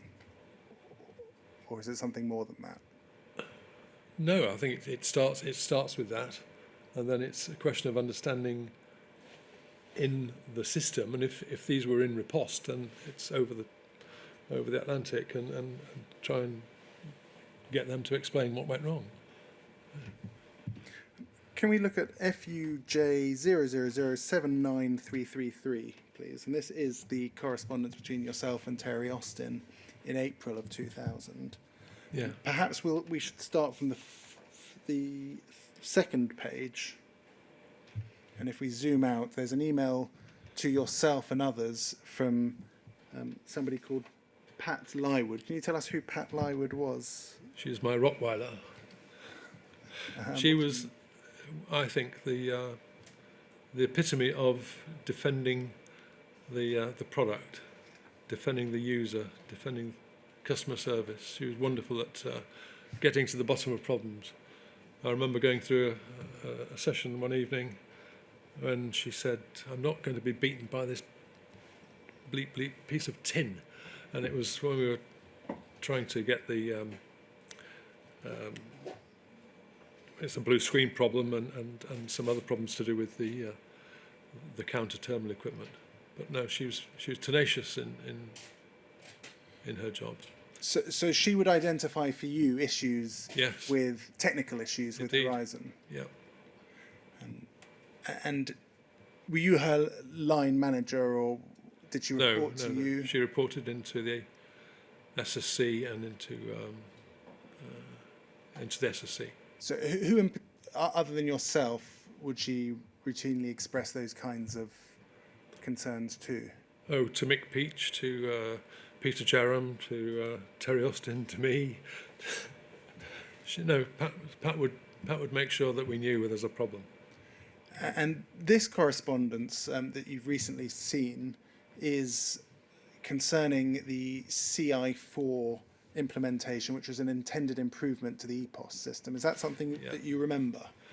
I don't remember the specifics of what was in it, but I do remember CI3, CI4. Yeah. And she says there, all the following details were supplied by Phil Hemingway. Do you remember Phil Hemingway? No. At a CI4 implementation meeting on the 26th of April. This email details the current issues of which Phil is aware. She raises a number of issues. Towards the bottom there we see performance issue, and then we see risk of code regression. It says, in relation to code regression, there may be fixes that have been produced and delivered into CI3 that have been missed from CI4. I'll take this up with Dave Royal and ask for assurance that all clone pinnacles have been tested, etc. If we go to the page before, there's an email from yourself passing up concerns to Mike Coombs and Terry Austin. If we look at the bottom of that page, you say there, Mike, Terry, please see below report from Pat Lywood on CI4 implementation. I'm particularly concerned with risks of degraded counter and cache account performance and of code regression between CI3 and CI4. Also, given the dependence on post office backfill training, but without the benefit of experience of PONU's track record on this activity, there must be significantly increased risk that HSH performance against SLAs will be severely impaired. Now, there are a few concerns you raised there. Can you just take us through each one of those, please?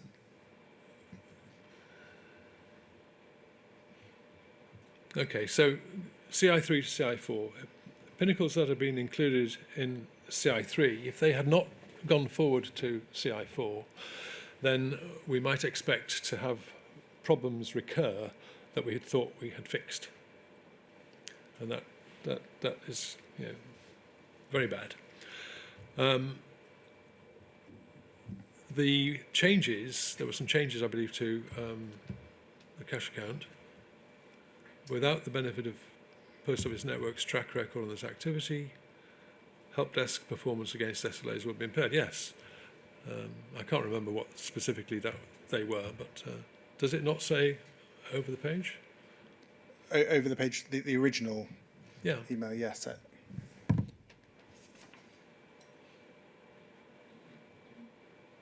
The performance issues are slightly further down. That assessment. All right for a moment. So we've got a new process introduced to the cache account process. Every office will be required to declare non-value stock. The backfill training had to be done by post office, I believe. If they don't do it, then you won't be able to balance or complete the cache account.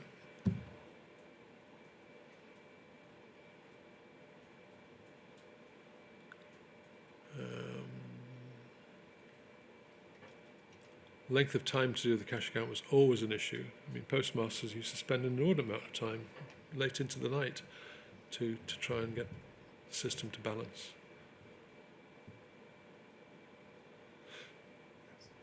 I think all this is saying, Mr. Blake, is that I was simply responding to my team's nervousness about what had been produced for CI4, and that it wasn't what we expected, and we wanted to make sure that development and the program team knew about it.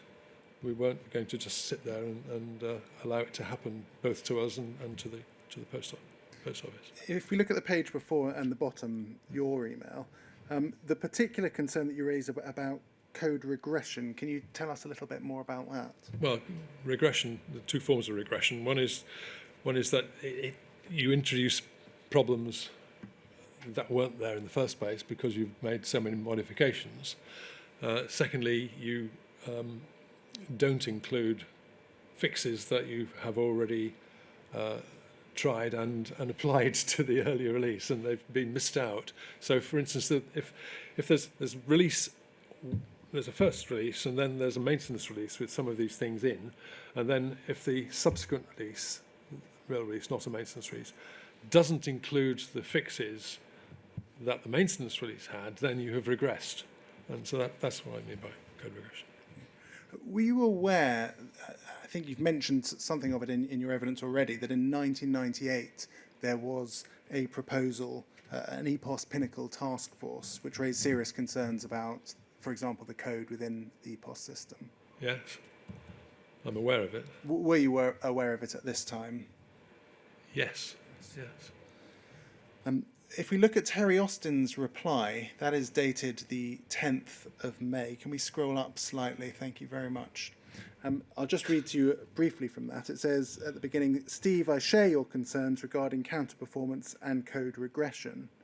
And he goes on in the next paragraph to say, I cannot give you a 100% guarantee that code regression will not occur at CI4 because of its very nature, it's not fully automated and never will be. However, our end-to-end processes are designed to reduce the possibility of this occurring to an absolute minimum, and I've recently requested a reconciliation where it is possible to do so. I also have no faith in PO backfill training. Pausing there, can you just tell us what that meant, the post office backfill training? I know you briefly touched on it.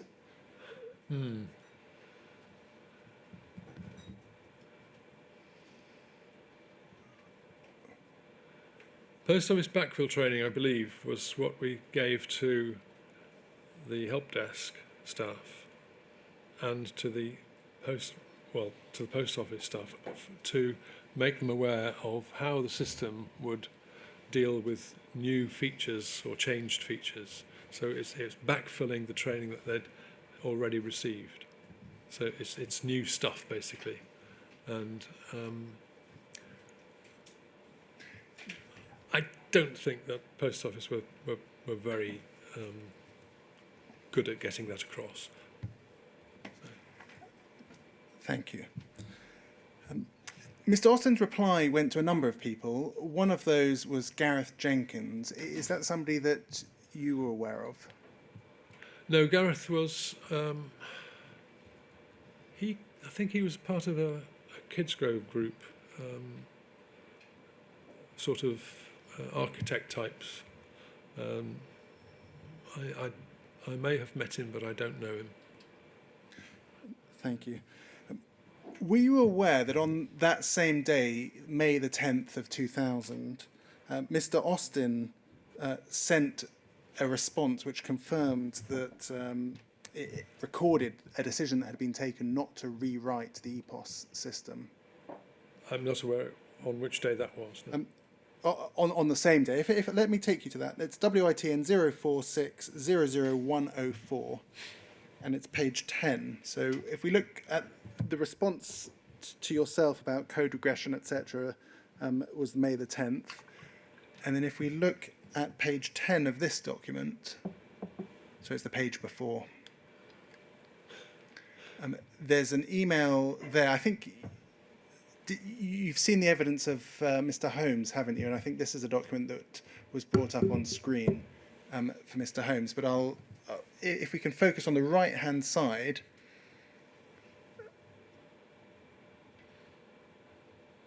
and sorry, keeping his options open, isn't he?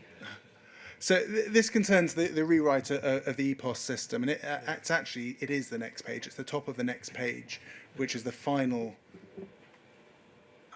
That's page 9. Yeah. So if we go over the page to page 10.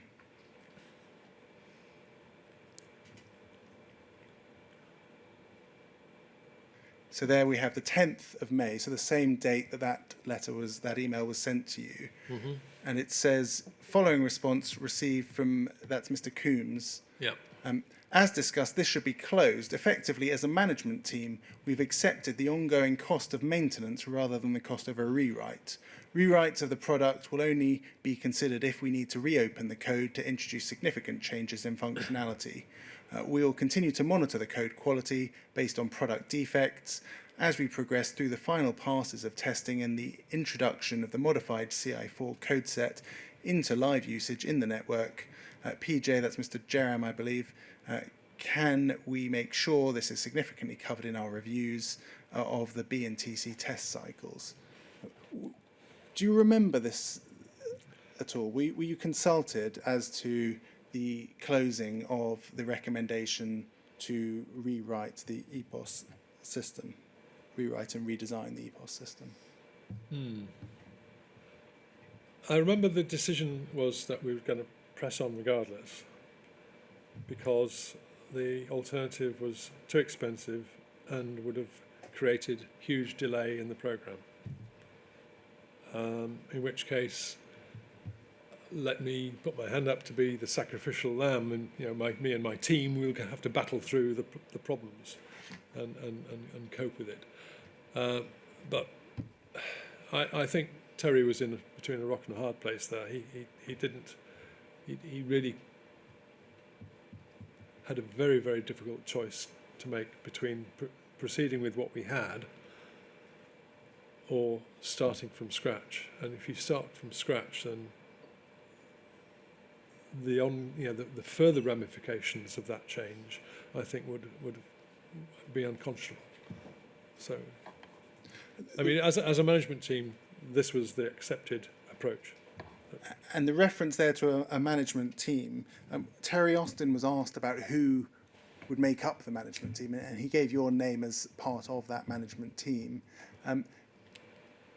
Did you have a role in that particular decision? Do you recall having a role in that particular decision? No.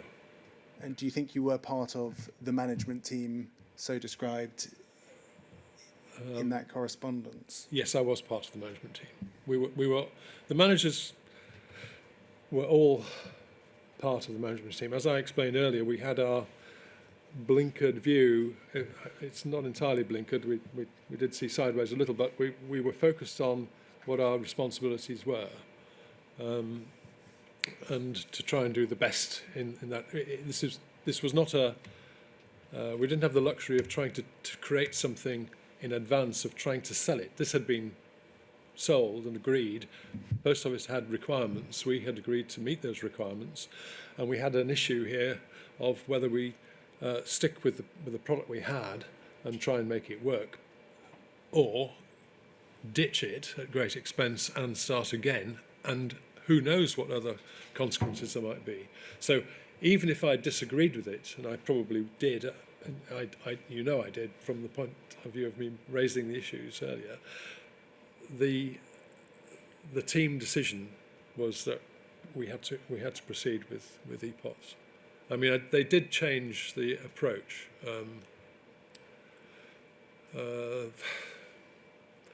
It was called Rapid Application Development, which was there weren't enough exponents of that approach available to us to be able to make that work properly, I don't think. It's not my department, but it's what I remember. So is your recollection that rapid application development had a role in causing the problems with the EPOS system? Well, I think it might have delayed the changes we made ultimately, I think, which was to go back to Riposte, to Escher, and get them to make the changes. Rapid application development was not new, but it was a way of doing things which required you to understand exactly what you were trying to produce, whereas what we had was a customer who decided what they wanted, and we had to. We were much better off working from a specification of requirements and working through the whole process formally. But that takes a long time. And having started where we started, I don't think there was any choice but to proceed. Thank you. I'm going to move on slightly in time to May 2000. And can we look at FUJ 00003682, please? These are minutes of the board of ICL Pathway, and you're there in attendance. Would you routinely attend the board? I've attended a few. Particularly now you notice Mr. Hirata was there, and Kurokawa-san. These guys were looking at investing a huge amount in ICL, and I think there was some flotation concerns at one point. So they were very keen to make sure that a very important project such as Post Office Counters Limited, Horizon, went well, and they were very attentive. I was called along to explain how well we were doing or how badly we were doing. It's always the case. Well, I mean, I said moving on in time, but actually the 9th of May, so this is just the day before the decision was taken not to rewrite the EPOS system, or certainly the day before it was communicated to Mr. Holmes and others. I don't know the significance of that. No, well, the significance is that that's not mentioned in these board minutes, but if we scroll down, the focus of the board minutes, or a focus, it is on issues with the help desk rather than software issues. Yes. It says there, Mr. Stairs reported the rollout was going very well at more than 300 individual post office implementations per week. The principal issues related to help desk and other service issues, which were addressed later in the meeting. Do you remember that at all? The Yes. focus being on the help desk. Why was the focus on the help desk at that time? Because I mentioned earlier penalties. Penalties were hard-earned money that we had to give to. Well, it was deducted from what we get from post office. And perhaps if we turn over the page, then this is the presentation you give. Sorry, over the page to page 4. It's the presentation that you give to the board on service levels, and it says the principal issue was the service level agreements were not being met, and service activity, particularly on help desks, was deteriorating. Yep. And there are mentions here of the red alerts, and that's something that you mentioned earlier in your evidence. Are you able? I'm happy to read you more from there, but if you remember, then I'm happy to go with your recollection, or allow you some time to just. No, I presented the service performance statistics. I mean, we in customer service had invested quite a lot of time and effort in looking at the evidence from the systems about how each individual transaction had performed. We were counting counting the time, how long it took to answer calls, to fix calls, and so on. So we had quite a range of service level performance statistics, all of which were cash related. If you don't achieve this minimum acceptable level, then you pay. I can't remember there was another calculation for what we would pay, and I'm afraid I was firmly on the hook for that one. It was my team that had to improve it, find ways of improving that performance. What in particular was the problem at that stage? Well, with the Horizon Systems help desk, I don't think we had, as I said in my witness statement, the quality of staff and management in the help desk. They were also remote as well.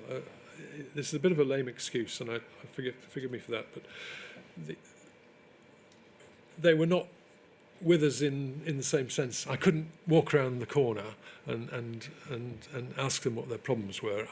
I could go, and I did meet them, sometimes in the evening when the problems were there. But it felt remote. And I also felt that they could do better. They were performing disappointingly, and I don't think their management team felt proud of what they were doing either.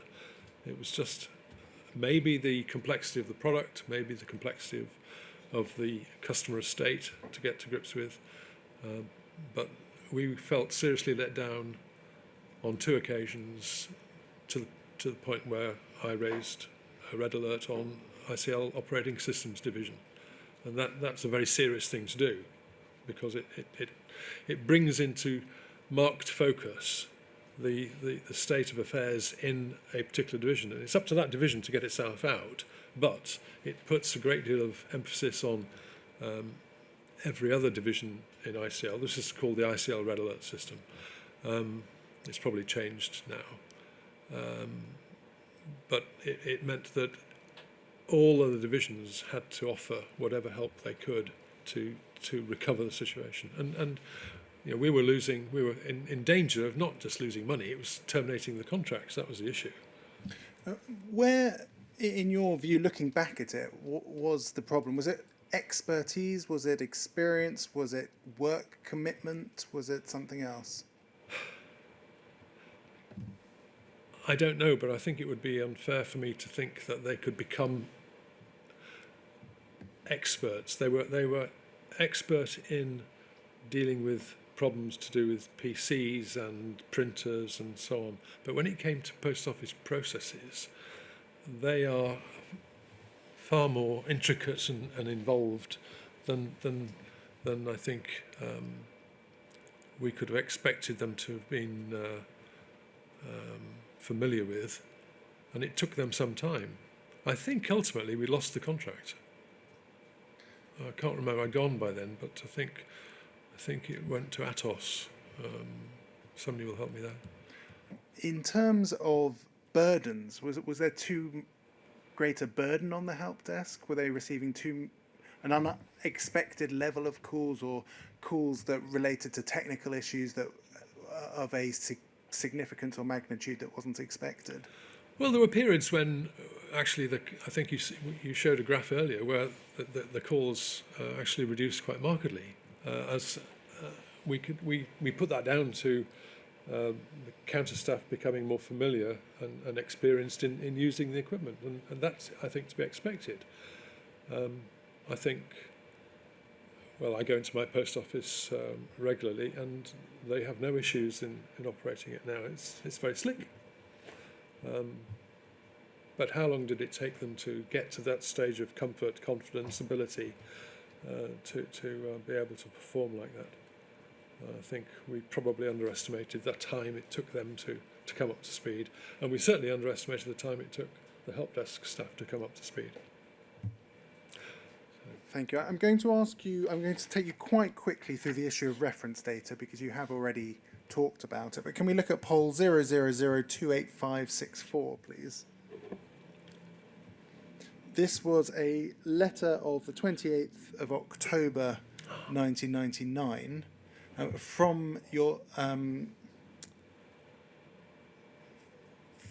John Mayer. And the complaint there, I can summarise it. I think it's perhaps the major concern that's mentioned on the screen there. So that there were some concerns about the quality of reference data, and it goes on to say they had a major concern with a fundamental aspect of the reference data design and their ability to support it. Is this issue an issue that you recall, October 1999? There's a reference, if we scroll down the page, to yourself, a meeting with yourself, Mike Coombs and John Dix. And it says, and noted the following, in addition to the concerns above: Pathway are concerned with POCL not maintaining the agreed lead times between receipt of data and activation of data. Pathway are waiting for a reference data business rules document. Most significant issue for Pathway is the current design, agreed by all, for the provision of data changes from the post office to Pathway results in the delivery of large volumes of data which contain no actual change for Pathway. That's something you mentioned before. Yes. Take bullet point number 1 with bullet point 3 for a moment. So the situation was that Post Office would give us a huge amount of reference data that we had to process. A lot of that data was, I don't like this word, but it's nugatory. It added nothing to the operation. It was simply saying, they weren't changes. They were basically regurgitating the reference data for that, and that meant a huge amount of transmission of data across a pretty shaky network as it was. When I say shaky, it was ISDN. It was as good as it could be at the time. It's not nearly as good as you find now with modern internet connections. But yes, that was. What impact would that have on the end user, so the sub-postmaster?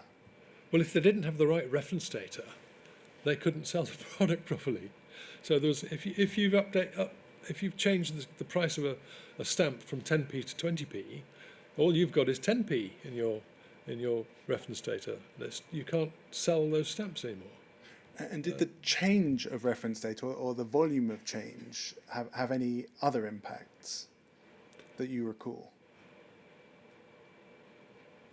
So would, for example, sending a lot over the ISDN line have No, other impacts? we had to do that anyway. But if they were to have consolidated it, and if you like, contracted it, zipped it to the size where only changes were going out, then that would have reduced markedly the volume of data we had to transmit in the time scale, because there had to be there was a lead time that we'd agreed between the receipt of the change and the activation of the data. The activation means getting it to the counter and saying, this is now your reference data. So you don't look at that table, you look at this table. And then so yes, I mean, I did have a team of people who were quite dedicated to handling reference data. And they worked mainly evening and night type shifts because that's when it all happened. So. Can we look at poll 000285561? This is a letter from John Dix, which you're copied into, to John Mayer on the 5th of November 1999. And I'm just going to read to you the very final paragraph. It says, the experience demonstrates ICL's pathways concern that end-to-end reference data process is not sufficiently robust. Was that something that you shared, a concern that you shared at the time? It wasn't sufficiently robust, it was distinctly shaky, and we needed improvements. And did it improve?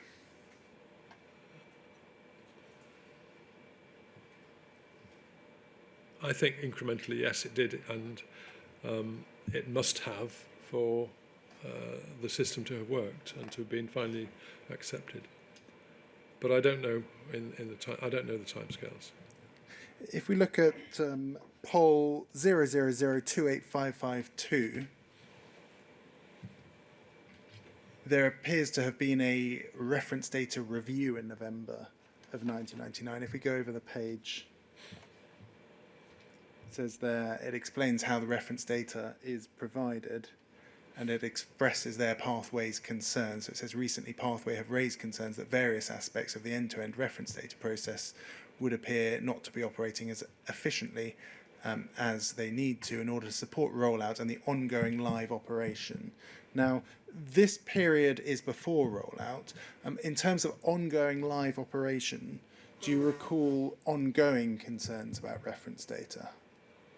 I can't remember when concerns about reference data subsided, so I can't be more explicit than that. I'm sure there were changes in reference data processes.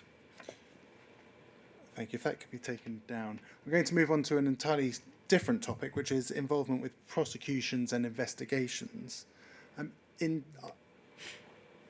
I think it was Jan Holmes's evidence that in 2001, your department, the Customer Services Department, became responsible for audit extractions. Is that something you remember at all? Yes, and there was is it a request for information? There was an RFI, I think, process. Post Office would ask us to produce an extraction of data from the message store of the correspondence servers, and we would do that and package it up and pass it on to them. Do you remember why it was your team that was tasked with that? There was no other team that could do it. I mean, well, development might have been able to do it, but we didn't. No, development couldn't. They didn't have access to the live system. No, it was only the SSC team that could do that. Yeah, and we set up a special security system, and we think Jan Holmes actually commented on it, that our security was improved. We had special card access. Even I was not allowed onto the floor where these terminals were. We had multiple. You had to have two people involved So it's, I think Mick, who was the SSC manager, he wanted, I think he said he wanted a developer there as well as the SSC men, so that they could together assure them what they had done was right. So who would typically be involved in that process of data extraction for the post office? I think, well, the request for information would come from the post office to Martin Bennett's team. I'm trying to think of our security manager, who's works with... Graham Hooper, who was... Graham Hooper was one, yes, there was another the security function, does that ring any bells? I do remember Graham Hooper. There was another chap who, I can't remember his name, but the security team would receive the request for information and validate it, and it would be passed to Mick's team. Not sure it would be Mick. Yeah, it would be Mick probably, and he would assign it to one of his team and somebody else, so to two of his team or one of his team and the developer, one of the teams would go and extract the information. Were you aware that extracted information was being used for the purpose of prosecutions? Not while I was there. I did, when I heard about this, I looked up one of you gentlemen at the front will remind me, Tracy, who was the first, there was a first lady who, in the time I was there, that had been prosecuted. But I'm not aware that any request came through to me or my team to provide that information. But were you aware that you... It may have been Mrs. Pamela Locke. That happened in 2001. Forgive me, I really don't know. But I do recall there was one, but I don't know what happened, and I didn't know that they were being prosecuted. But I did know about a request for information. Did you have any conversations with the post office about their use of data for the purpose of prosecutions? No. Did you ever provide a witness statement for any criminal prosecutions? No. Were you involved in any way in identifying those who were to give witness statements to support the extraction? No. Thank you. I'm very briefly going to take you to a document, FUJ 000799790, and this concerns the business support unit and the red audit. Can you tell us very briefly who the business support unit were? Is that something you recall? Yes, it was one of Paul Westfield's team. They provided. There were people who would provide information to management, post office or Pathway, about the business. They'd support the business, and this particular case is where we had to create a reconciliation exception database, and the BSU operated that. And what was the purpose of the reconciliation database, the RED? I can't remember whether it was... There was a stage where we were responsible for... when I say we, Pathway was responsible for some of the errors and had to pay. And I may be mistaken, but I think it was to do with finding exceptions in the data. If we look at page 4, the introduction there may assist.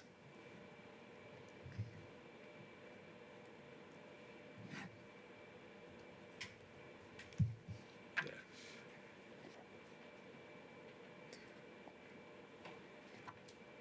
I suppose my simple question is, did this unit have anything to do with the prosecution of sub-postmasters relating to discrepancies so far as you can remember? I think absolutely not. No. This would be more dealing with the Chesterfield team, I believe. And what do you mean by that? Sorry. Well, Ruth Hull, where there were errors, reconciliation errors, you had to trace the information back to source, and I think that was all part of what happened in Chesterfield with the post office. Thank you. There's one final document that I would like to take you to before I believe Mr. Henry has some questions, and that is FUJ 00001329.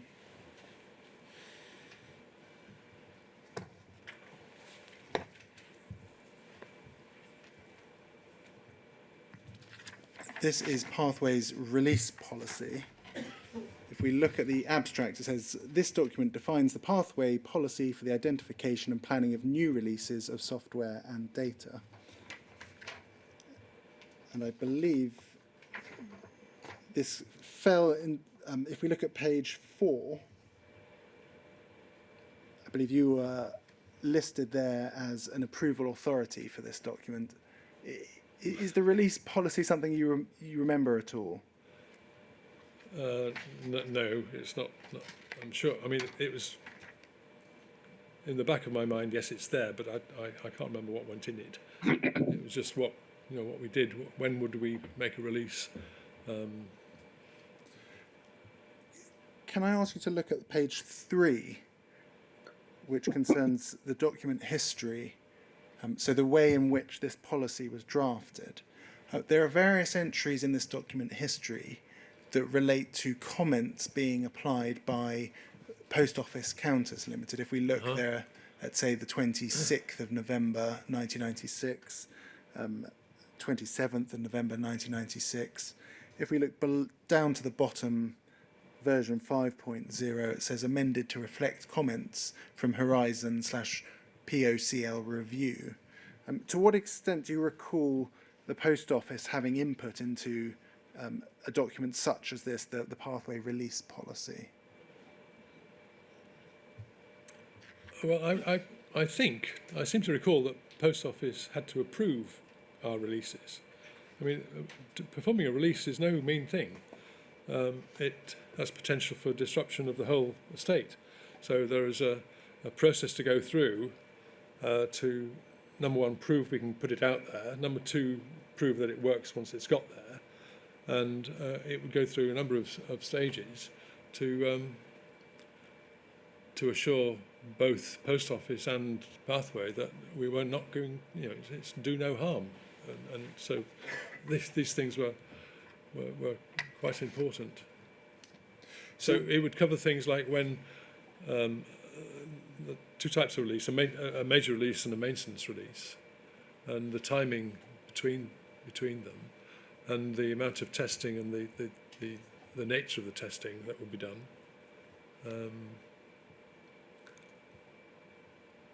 It was very, very important. So that's the situation of sharing information with the Post Office when it came to software releases. Yes.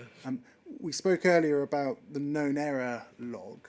When it came to the minutiae of the detail of errors within the system, that wasn't something that was interacted in this kind of a way. Not until, I think, the problem was with Pinnacle. We couldn't share the Pinnacles with the Post Office because of data that was proprietary. Because I don't think it was entirely. Well, it hasn't been. It wasn't for outside consumption, but Peak, I believe, was. That was.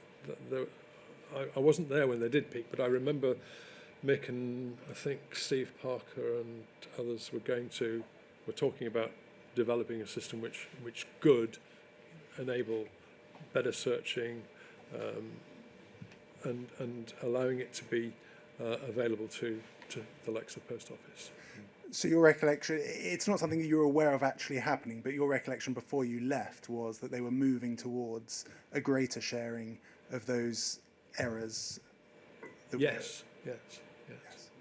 I mean, indeed, we shared the errors verbatim, if you like. What's the word for word? And with them, and you'll see as early as 1998, I think, the CAPS board, before Benefits Agency resigned from the programme, there were Pinnacles mentioned in there, and wasn't it about Pinnacles I was relating to Vince Gaskell, in my memo.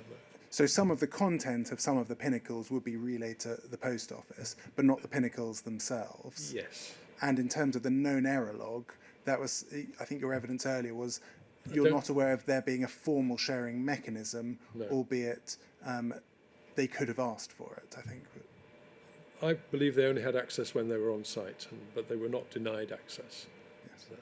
Yeah. Thank you very much. I don't have any further questions. There are some further questions. Sir, shall we potentially have time for a very short break before, or we can just continue.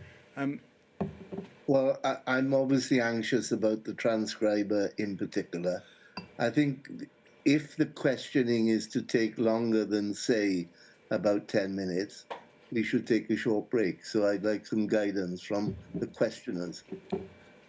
So I think if we do therefore take a short break. That's not too... so how long do you think you'll be, Mr. Henry? Well, I've been given quite some leeway, but Mr. Blake has very helpfully addressed some matters, which means I can deal with them quicker. But I think I could be between 20 and 30 minutes. Well, then we better have a short break. Thank you. Shall we say 10 minutes? Yeah, well, let's fix a time, because then I'm... 20 to 4. 20 to 4, fine. Thank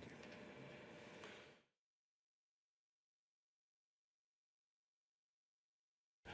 Sorry, sir, I didn't see you were on the screen. It's all right, I'm here, and I'm glad you're speaking into the microphone, Mr. Rather too breathily, I fear. If I may be permitted, sir, through you, to just thank Mr. Muchow for his openness, if that isn't inappropriate. I just wanted to... I've been given permission to go to a number of documents, but it may be easier if I just deal with the subjects and only go to the documents if I really do need to. Thank you. Whatever suits you, Mr. Henry. Thank you very much, sir. So would you agree that although Mr. Austin was in a very difficult position, the decision to rewrite inevitably led to subsequent code regressions and repeated errors? I'm not qualified to respond to that. I only know from my own experience of software development, which is a long time ago in another life, that these things are always very challenging, and that Yes. I don't believe he was wrong, but nor do I believe he was wholly right. There was a balancing act to be had, and the impact that might have ensued on the estate probably would have had an equally severe impact on the fortunes of ICL Pathway. So I have to support Terry in the decision that he championed. But I realise that you mustn't go outside the boundaries of your expertise, but just developing what you actually told us when Mr. Blake was asking you questions, that code regression, you said, was where problems get introduced. Yes. And that is because there are purported solutions which introduce problems. I have never come across any coding situation where changes to the code did not introduce new problems. Thank you. And also, previous remedies, as you mentioned, although you didn't use those exact words, but I'm just trying to, as it were, tease it out. Previous remedies were, let's say, overlooked. So forgotten fixes or patches meant that the errors cropped up again later on. They may have done. I can't say that they did, but what my team pointed out was a concern. This was one of the last elements of Mr. Blake's questioning, I was talking about the CI3, CI4. Is that what you're referring to? Yes, I think there was a concern in my team that CI4 was not exhibiting the remedies that had been applied to CI3 effectively. So whether they were identical, I doubt, because you've changed the mix of the software. If you know, the recipe's changed, whatever you do to it, you don't expect, unless you make it identical, then you can't expect to get the same result. So if the team had found errors which in CI4 which they thought had been cleared by fixes to CI3, then that indicated that CI3 had missed some of those, and that's all that we were trying to highlight. And you also mentioned that rapid application development, that there weren't enough staff. As far as I remember, there was only one. Really? I wasn't development director, but it wasn't the sort of development process that had been used before. And so if some bright spark said, well, why don't we try and use rapid application development, it's very tempting to say, oh, that's a new idea, let's try that, it might give us something, and I don't think it did. Now, could I ask you, sir, about the phrase you used about your team becoming a sacrificial lamb? Yeah. And would that be because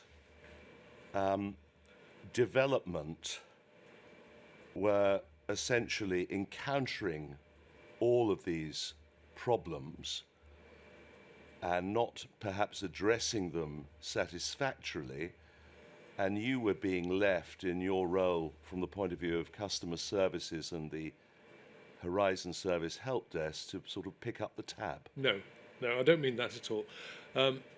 Those things should have been resolved by testing. When the development team makes the changes, they do unit tests, module tests. They might even get as far as they won't go as far as a system test. They'll hand that over to the test team, who will put those things together piece by piece, and they'll have a set of scripts which they follow to try and prove that it's operating as per the current specification. When I said sacrificial lamb, what I meant was that had there been any of those things left behind or ignored, or no, not ignored, overlooked, then my team would have to cope with it. And there were never there weren't penalties per se that directly resulted from development. It was always the customer service side. So that's what I'm talking about. I paid the money. Yes. when we got it wrong. So that's all I was trying to. So in other words, elaborate. Forgive the biblical allusion, but the sins of development were visited upon the help. All of us. Yeah. All of us. Right. Because we were not backward in coming forward with our criticism of development. I mean, there's a traditional friction, tension, love-hate relationship between developers and supporters. You know, because the support team always seems to get it in the neck when things go wrong, and it's the developers say, oh, well, they did it wrong. But in fact, it's all of the team that had to work together to give the feedback to the development team to be able to make the changes. And that's what Pat was doing in that letter. She was saying, this is what we found, we need to, and so it goes up the chain of command, and that's why I wrote to Terry. So, without wanting to trivialise this No. in any way at all, but were the difficulties that you were experiencing with your department, as it were, having to pay the bill, but it was a little bit like whack-a-mole in that No. one problem was apparently solved and then another one would spring up. No, that is trivialising it, with respect. The company paid the bill. Yes. Customer service calculated how much we had to pay. Some of customer service was responsible for the failures, for instance, the help desk call to fix it and so on. But we as a team would have to fix it. It wasn't anything like whack-a-mole. Whack-a-mole would be good if you could find all of the problems simply by testing. But when I mentioned earlier, what I wished we'd done was a little more hostile testing. So instead of following a script, which is basically how we would like the operative, the operator of the terminal follows a set of rules that they've been trained so to do. The system is a program, which is software, unintelligent. It follows a set of rules that it's been trained to do. If there's a mismatch, something has gone wrong. And it was always the difficulty in finding out what potential things could go wrong that we hadn't envisaged. So, for instance, a line dropping out in mid-transaction. Well, if it happens at 10 milliseconds into the transaction, it will have one effect. If it happens 40 milliseconds into the transaction, it may have a completely different effect. Now, how many problems have I got? So that was so the sacrificial lamb is really more to do with we were the ones sorting out the problems. I see. Thank you. Arising from your answer that you've just given about the operator having to perform a certain sequence, Yeah. and the unintelligent program also having, as it were, in tandem, a certain sequence in response. Would you be able to help me? Because you talked about from 2001 that your department was responsible for audit extraction.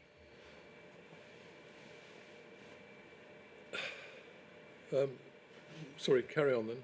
Well, yes. I want to know about ARQ data, because you raised this issue about providing information under RFIs. Would the ARQ data not give the keystrokes that had actually been entered by the operator? I don't know, to be honest. When you say ARQ, can you... ARQ... You weren't familiar with that term. Don't worry, if It's you weren't, then it's I- evaporated from my ever-diminishing brain cells, I'm afraid. No. Don't worry then. ARQ. If you're not familiar with that term, then I'll move on. Is it somewhere documented in my bundle? No, it's simply from the point of view of the data that would actually enable one to analyse what the operator had actually done. But if you're not familiar with that, then I'm going to... A log of the keystrokes. Yes. I don't know what it was called, but I think there was a log of keystrokes, yeah. Could I ask you, please, though, arising from the word Tracy that you mentioned, if I give her name as Tracy Felstead, does that help? That name rings a bell, yeah. It does ring a bell. Yes. And Not from the point of view of being part of an investigation, but from what I read in one of... Because I went back over the transcripts and testimonies of postmasters who had been prosecuted during the time I was there, and the only one I seem to remember was Tracy Felstead, but I don't know why, and she wasn't part of any... I don't think we ever received a request for information for her. So that isn't necessarily a recollection of what happened in 2001, is it? You're just saying that the name has become familiar to you Yes. during the course of the inquiry? Yes. I that wanted to fair? see if I remembered a person and to sort of refresh my memory, but in fact I don't believe there was ever not one single request from Post Office during my time there. Not one single request. No, not that I was involved with, no.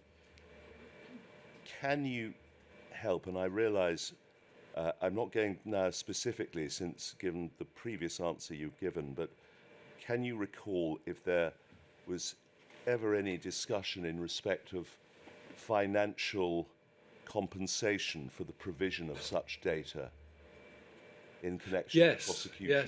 Yes. There was in one of the contract meetings, because this involved work which had to be funded, and so there was an agreement made that Post Office would pay for each request. I don't know how much it was, but there was certainly a sum of money to be paid. Yeah. I appreciate that, and thank you. I'm just trying now to, as it were, probe a little bit further. Did it ever come to your attention that perhaps somebody accused of, let us say, fraud, whether it be theft or false accounting, would have to pay Fujitsu for the provision of information? That's ludicrous. Sorry, no. No. No, our customer was Post Office Counters Limited. Post Office would be required to pay to provide that. So that would have been, as you say, ludicrous and completely irregular. Yes. Sir, if you can help. Furthermore, we in Fujitsu ICL Pathway never had dealings directly with postmasters, to my recollection. Never did we speak to them about these things. But well, thank you, sir. Could I ask you, please? You've just indicated that you have reviewed certain of the proceedings, and nothing wrong with that at all. Quite properly. Did you look at Mr. Simpkins' evidence back in November? Andrew Simpkins. Forgive me? Was it Andrew Simpkins? John Simpkins. John Simpkins. Yes. No. No. Well, I won't ask you any questions arising from his evidence, but could I ask you this? To your knowledge, were there any tools or processes that you had to help level 3 staff, SSC staff, identify when there was a distinction between a problem with the system itself or whether it might have been user error?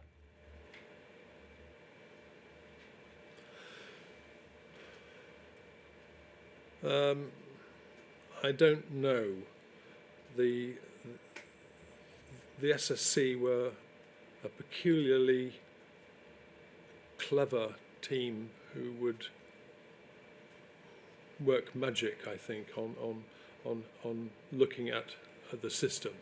They had to be, in order to find out the root cause. There's no point in having a system support centre that would simply say to development, "You've got a problem, mate, sort it out." What we had to do in the SSC was try and replicate the fault and get to the point where we understood exactly what the postmaster had done, what the system had done, what the communications, the infrastructure, the hardware had done to generate that outcome.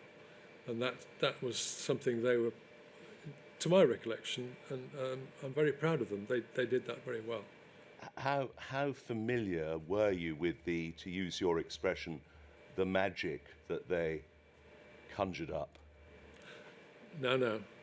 That is right. Forgive me if that's loaded. It seems to be magic to somebody who is not familiar with the methods that they use. But if you were to look at somebody writing code today and somebody writing code 10 years ago, you'd understand.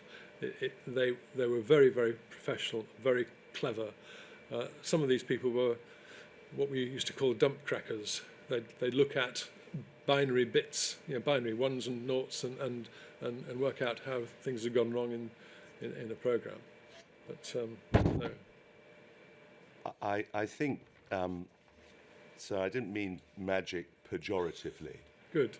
But were you aware that SSC sometimes inserted or injected, edited or deleted transactions to implement fixes, and that was done without the knowledge of the sub-postmaster in question?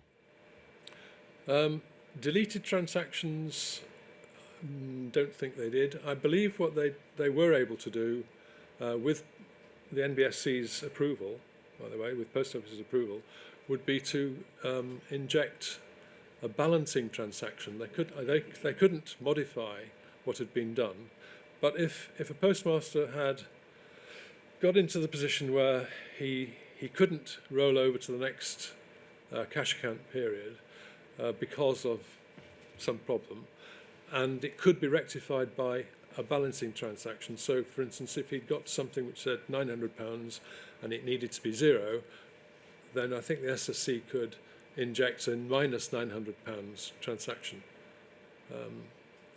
But that would be done with the authority of the Post Office. How closely involved were you in that process, or were you at one remove? No, I was quite more than one removed. Quite substantially. But I do know that, I mean, I wandered around in the evening sometimes and to talk to them, and I think the balancing transaction came up as an idea to help as a workaround before a problem was fixed. So that it was an idea that we put to Post Office that we could do, but I was never involved in actually doing it. But you weren't aware of the actual Post Office's communication with the sub-postmasters about that and whether it took place or not? I don't know if they did. I would have imagined that the Post Office, I would have thought the NBSC, Network Business Support Centre, would speak to the sub-postmaster and say, this is what we've done, you can now roll over onto the next period. I see. Were you directly involved in the removal of that rolling over and the removal of the suspense account yourself as a result of negotiations between the Post Office and Fujitsu? I really don't understand what you mean, but I Well, wasn't. There but came a what do point, you mean? sir, when a postmaster could no longer, as it were, park disputes in a suspense account and had to accept Horizon as being accurate before being allowed to continue to trade on. In other words, the right to question the data that Horizon had rendered, the books that Horizon, as it were, had generated, was removed. It beggars belief that that actually is true. But if that's what you say it's true, then it's You weren't aware? not just not aware. I can't see why we would want to do it. This is my last question to you, sir. You formed the view that the negotiators on behalf of the Post Office drove a hard bargain. Yes. And they knew what they wanted. Not necessarily from the point of view of giving you a plan for the system in advance, but they knew the commercial objectives they wanted to achieve. 100%, yes. 100%. And the priority was automation, reducing costs at Chesterfield, manual balancing of books, correct? I think there are three of, yep. Thank you very much. I think there are a lot more as well, Yes. but that's it. Thank you very much, Mr. Muchow. Is there anything else that you'd like to add or clarify?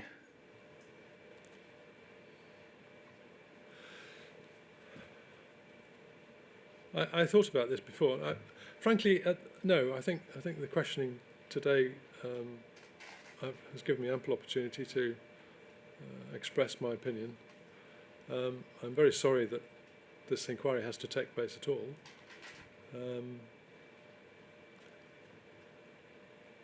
And having listened to some of the postmaster's testimonies, I'm quite distressed by it. I never imagined that some company as respected as Post Office could take, as Mr. Henry just pointed out, away the ability to challenge what is true. I mean, if you know there's a problem, then you shouldn't have to sign it away. So I was quite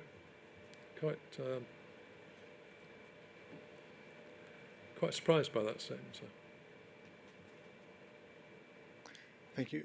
Chair, is there anything else that you would like to ask? No, I'm very grateful to you for coming to give evidence, answering a great many questions, and also for your comprehensive witness statement. Thank you indeed. Thank you. Thank you very much. So we'll be back at 10 o'clock tomorrow. We have two witnesses, Mr. Gilding and Ms. Parker. All right, thank you very much. See you in the morning. Thank you.